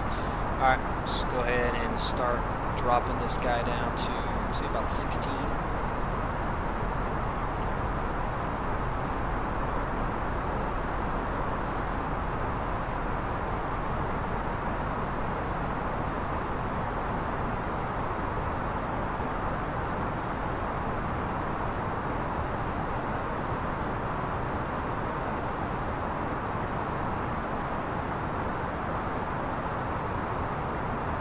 Is that airplane really red? No, that's not it.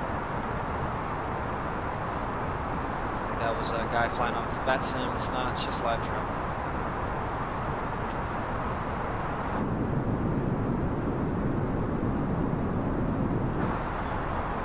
Okay.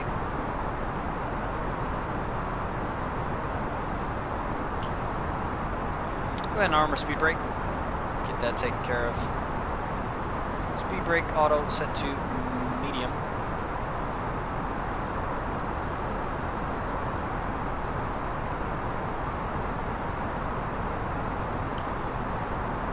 So we are pretty much on the glide path now. Looks pretty good. Now I'm going to drop it to 7,000. We have begun our final descent to Phoenix. Flight attendants will be passing through the cabin to collect any trash one final time. Looking at Batson right now, the sky is not above us, that's just live traffic. Store any carry-on items either in the seat back pocket or under the seat cushion. Please complete all Wi-Fi related tasks and stow any larger electronics.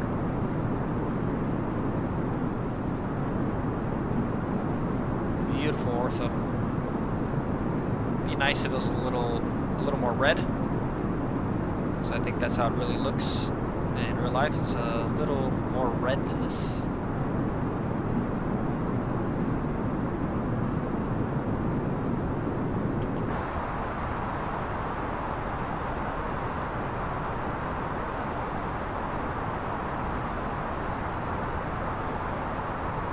Okay, where are we here?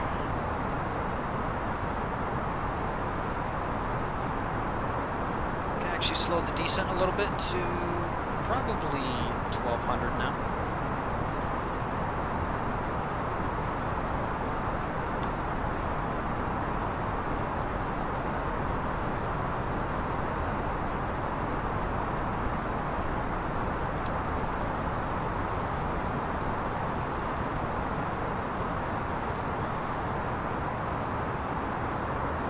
Coming up to 10,000 feet, so we go ahead and we'll turn our landing lights on, nose light can come on, runway turnoffs come, strobes coming on, we'll turn on our wind light as well, pilot seats can stay on, seatbelt sign is on, and everything else looks good up here. 7,000, descending at 1,200 feet per minute. Speed brakes armed, and auto brake set to medium. Rad nav page is indicating 110.75, and we are still in Unicom 122.8, and then we have our ground. At Queenie 10,000, we're just about there, so we can go ahead and even slow this up to about 900 feet per minute now.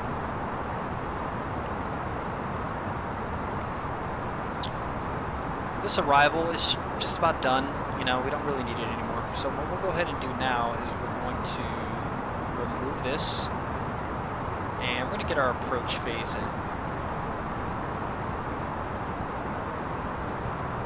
So now let's go to approach. You said ILS 07 right, which is this one right here. ILS or localizer runway 07 right. Beautiful. And 1 at 0.75. Minimums are in. And yeah, looking good.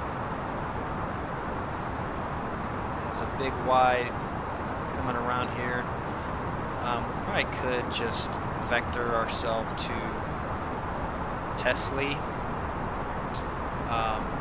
At Tesla, we need to be at 7,000. So we're actually going to hold 7,000 for a while here. Yeah, so we're holding 7,000 all the way till we get to Tesla. I don't think there's a reason to completely go around like that, but you know, for other planes in the area that would make sense, but since I'm not seeing any traffic on that, I'm really probably just gonna vector ourselves direct to Tesla once we get around here. We could even slow this up to 700 feet per minute, down to 7,000 feet. And everything looks good. Console floor light here.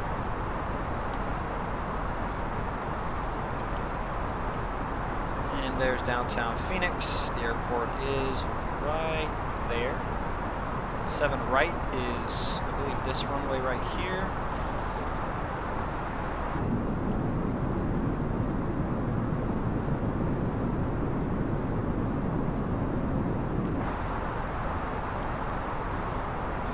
And we're now at 250, which the Airbus automates for us, which I absolutely love.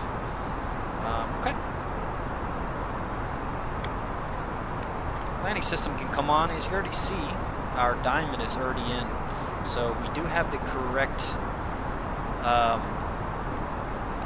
frequency for our localizer, which that is a great sign.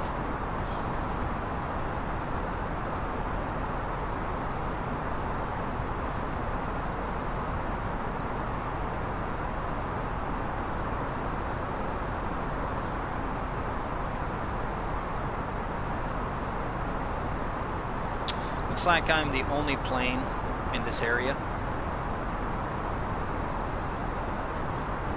Is this guy coming into Phoenix? Nope. What about this guy? Who's going to LAX?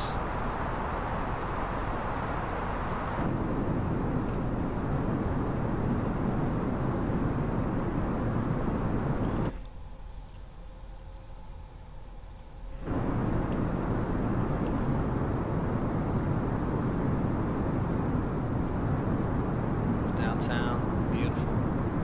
The airport.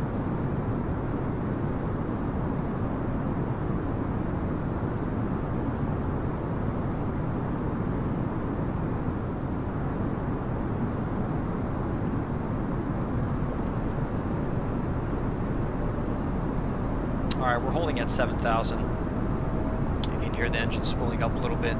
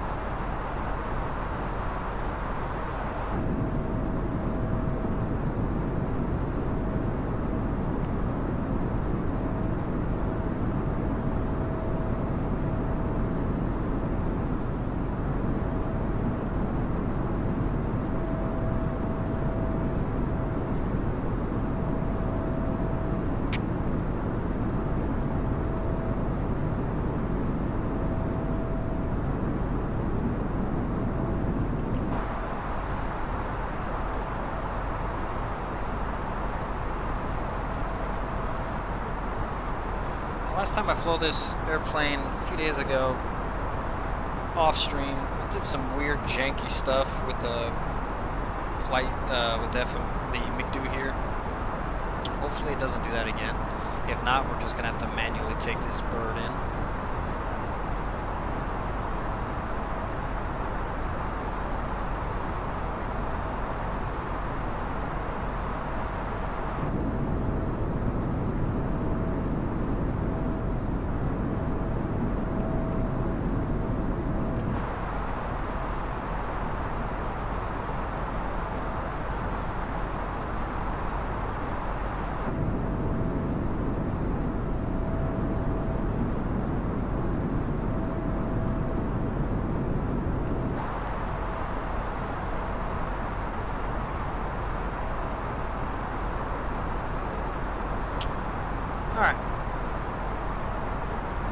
vector ourselves.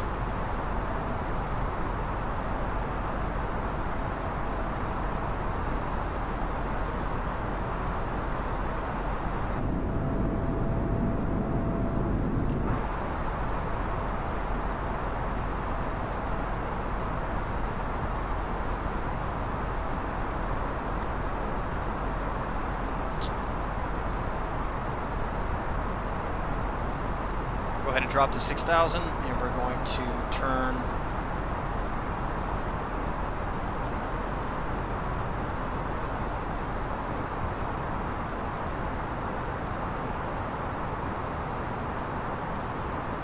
to Falgo.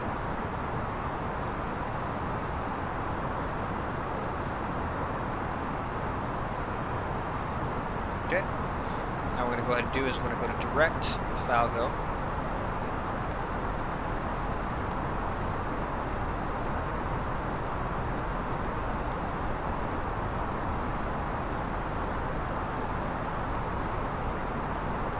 Insert that, and it's gonna take us there. Beautiful. Okay.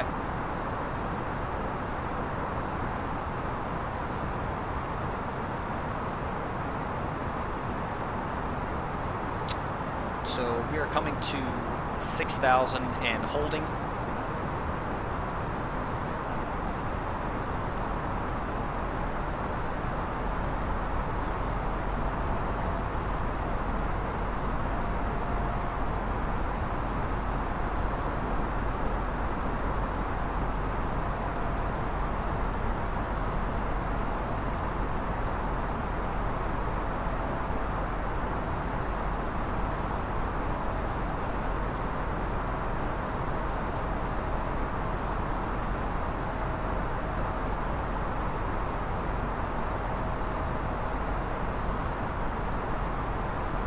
See how it's doing some weird shit right here?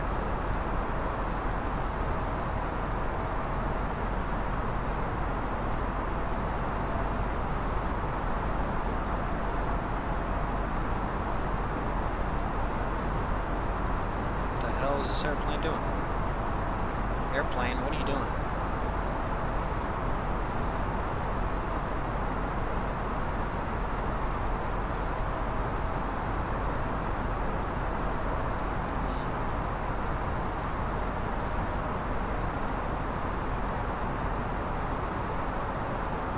Alright, we gotta take this full manual here, it looks like.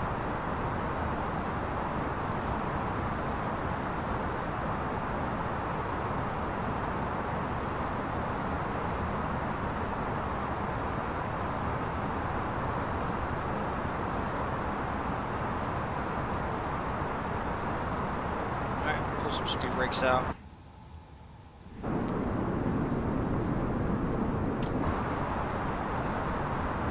What the hell it did there? Okay, so there's our diamond.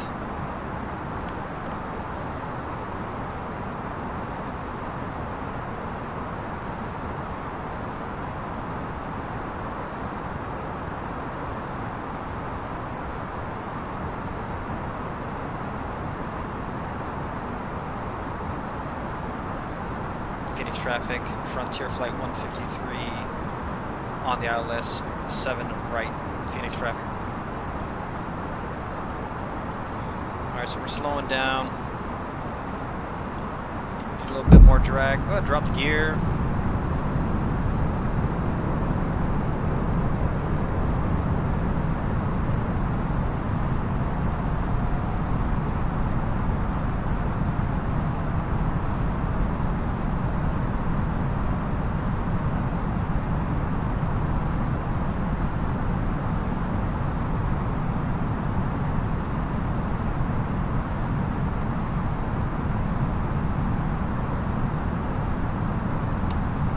$2,500. Check. Yeah, I know.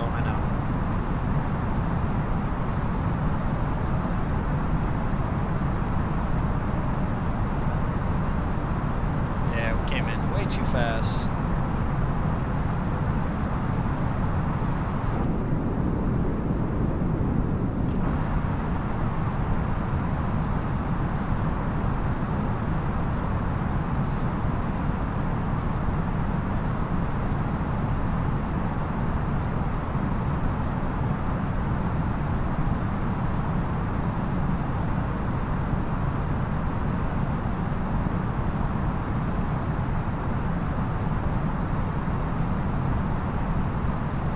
Flaps 2.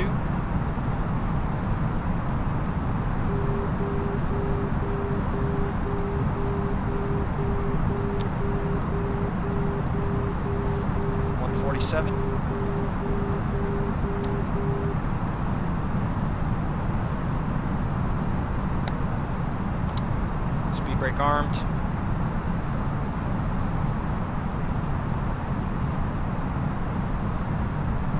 Advise cabin crew. 1,000. Flaps full. They are full, aren't they? Oh, no, they're not. Oops.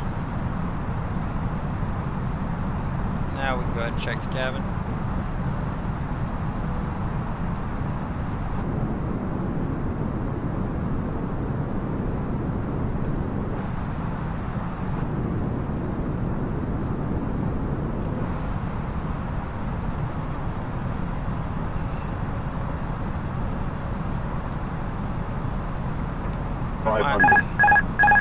My airplane. 400.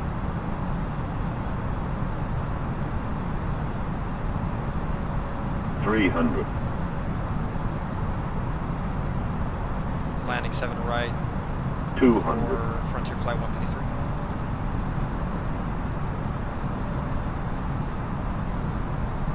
$100. This dude told me 7 right. Really? 50. 40. 30. Power cut. 20. 10. 5.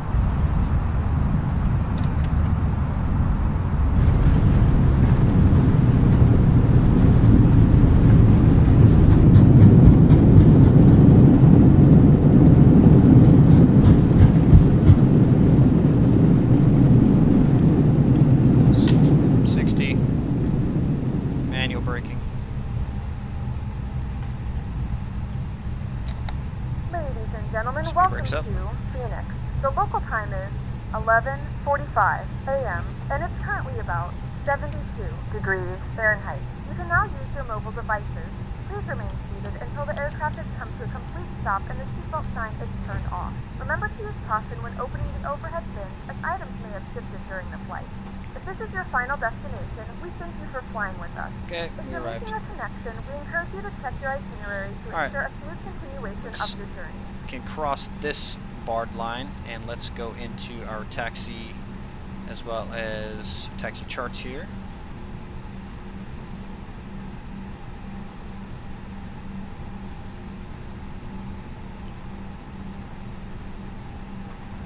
Phoenix ground, Frontier 153.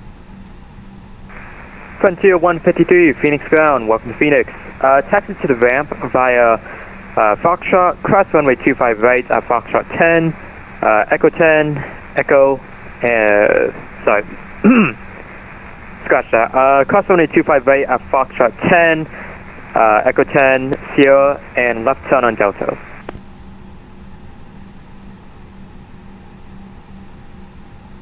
Alright, so cross Foxtrot 10, Echo 10, onto Echo, and then make a left on Delta for Frontier 153. Frontier 153, yes, affirmative. Roger that, thanks. We're going to Terminal 4 actually, so on Delta, we're just going to make a right turn into the gate if that's okay. Frontier 153, roger. You can tell that's kind of a new controller, but no problem. So, AP's ready. Wing light can come off.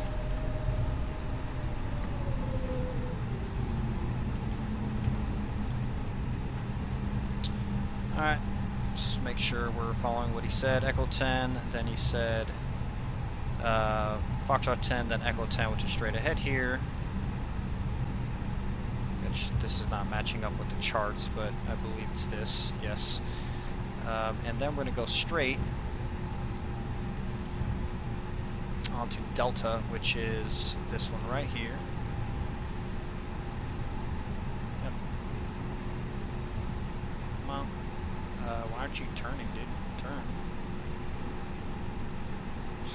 These freaking pedals, man.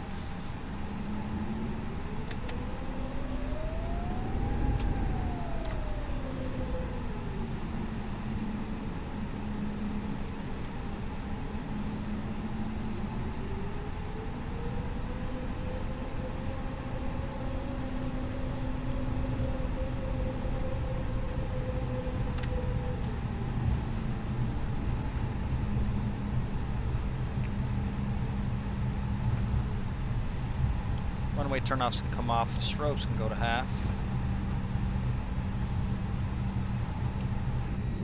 And retract our flaps.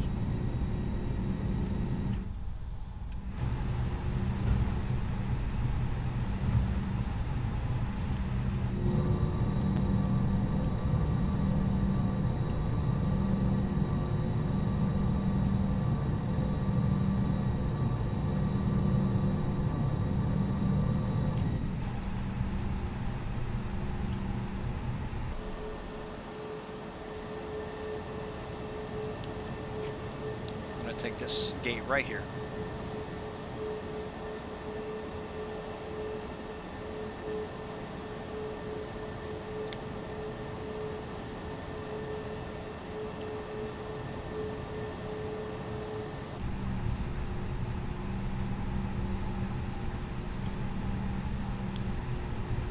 Don't want to blind our marshaller guys, so we'll go ahead and probably cut power to engine number 1.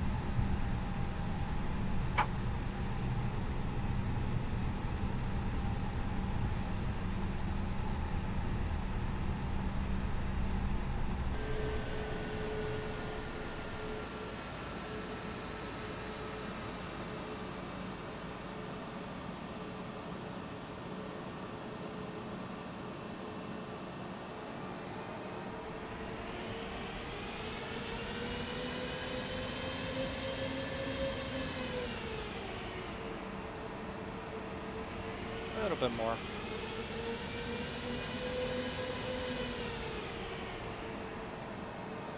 That should work right there. Park brakes on. Engine number 2 is coming down. Get our jetway on. Phoenix ground, Delta 350 is Type A320 Neo at stand C11, looking to pick up our IFR clearance to San Diego, and we have Echo. Beautiful. Delta 350, Phoenix ground, good morning. Could you take flight level 320 for your cruising altitude? AFM for Delta 350. Alright. So... Delta 350, clearance is ready. Advise when able to copy. Ready to copy for Delta 350. Let's get our power. Delta 350, clear to San Diego Airport via the Firebird 1 departure, Mohawk transition that is filed. Maintain 8,000, expect flight over 320, 10 minutes after departure. Departure frequency is offline, squawk 0701. Very nice there. It cleared to San Diego via the Firebird 1 Mohawk transition. Initial climb 8,000, then expect flight level 320 10 minutes after departure, and squawk 0701 for Delta 350. Delta 350, read back correct, expect runway 7 left, and call back when ready for taxi. Wilco, Delta 350. Wilco. Wilco means will copy. Alright, so we got power. Let's go ahead and utilize that. Go ahead and shut down our probe heats. APU bleed can come off. APU master can come off. Nav can come off. Beacon can come off. Strobe lights coming off. And our brakes are a little hot. Turn on the brake fan there. Drop this down to 100. The navs can come off. And we're going to leave this airplane the way it is for the next crew to come on in and for the next flight, wherever this plane is going, which I don't know. It's not going to be me. Go ahead and unlock the door for the pilot as well as my first officer. Give a nice firm handshake to the first officer. Thank you very much. It's been a pleasure flying with you. Go let these brakes cool and we'll leave the aircraft in the turnaround state. We'll get some luggage people.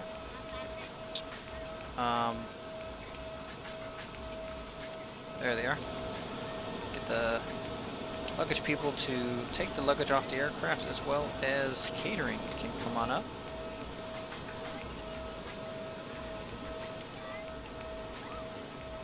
Man, taking a frame hit. We can go ahead and log off VATSIM network.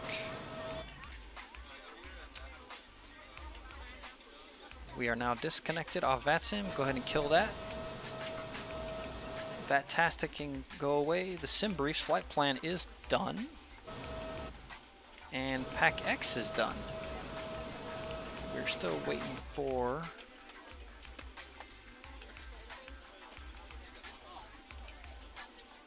See, we are deboarding. Expected arrival. So we have a 95% satisfaction rate, which I will take that any day of the week. And we can see our passengers now leaving the aircraft. These are all the names of our passengers getting on. Ken Rice, Kenneth Jackson, Benjamin James.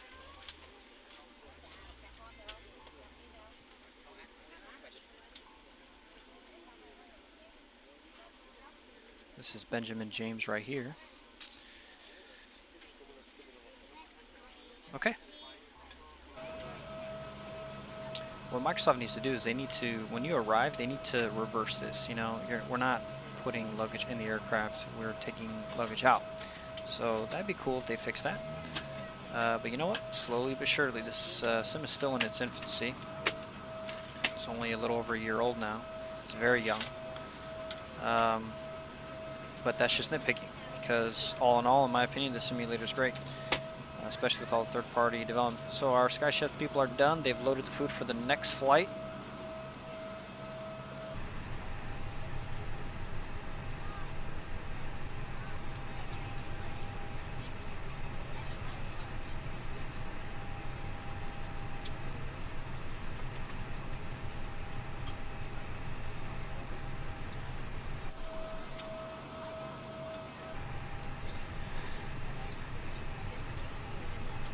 Alright. Oh, forgot to do one more thing here. Let's go ahead and shut off our fuel pumps as well. Don't need those on. Okay, folks. Thank you for joining me. That was a great flight. Landing system can come off. Flight directors can come off. And that's about it. We are done.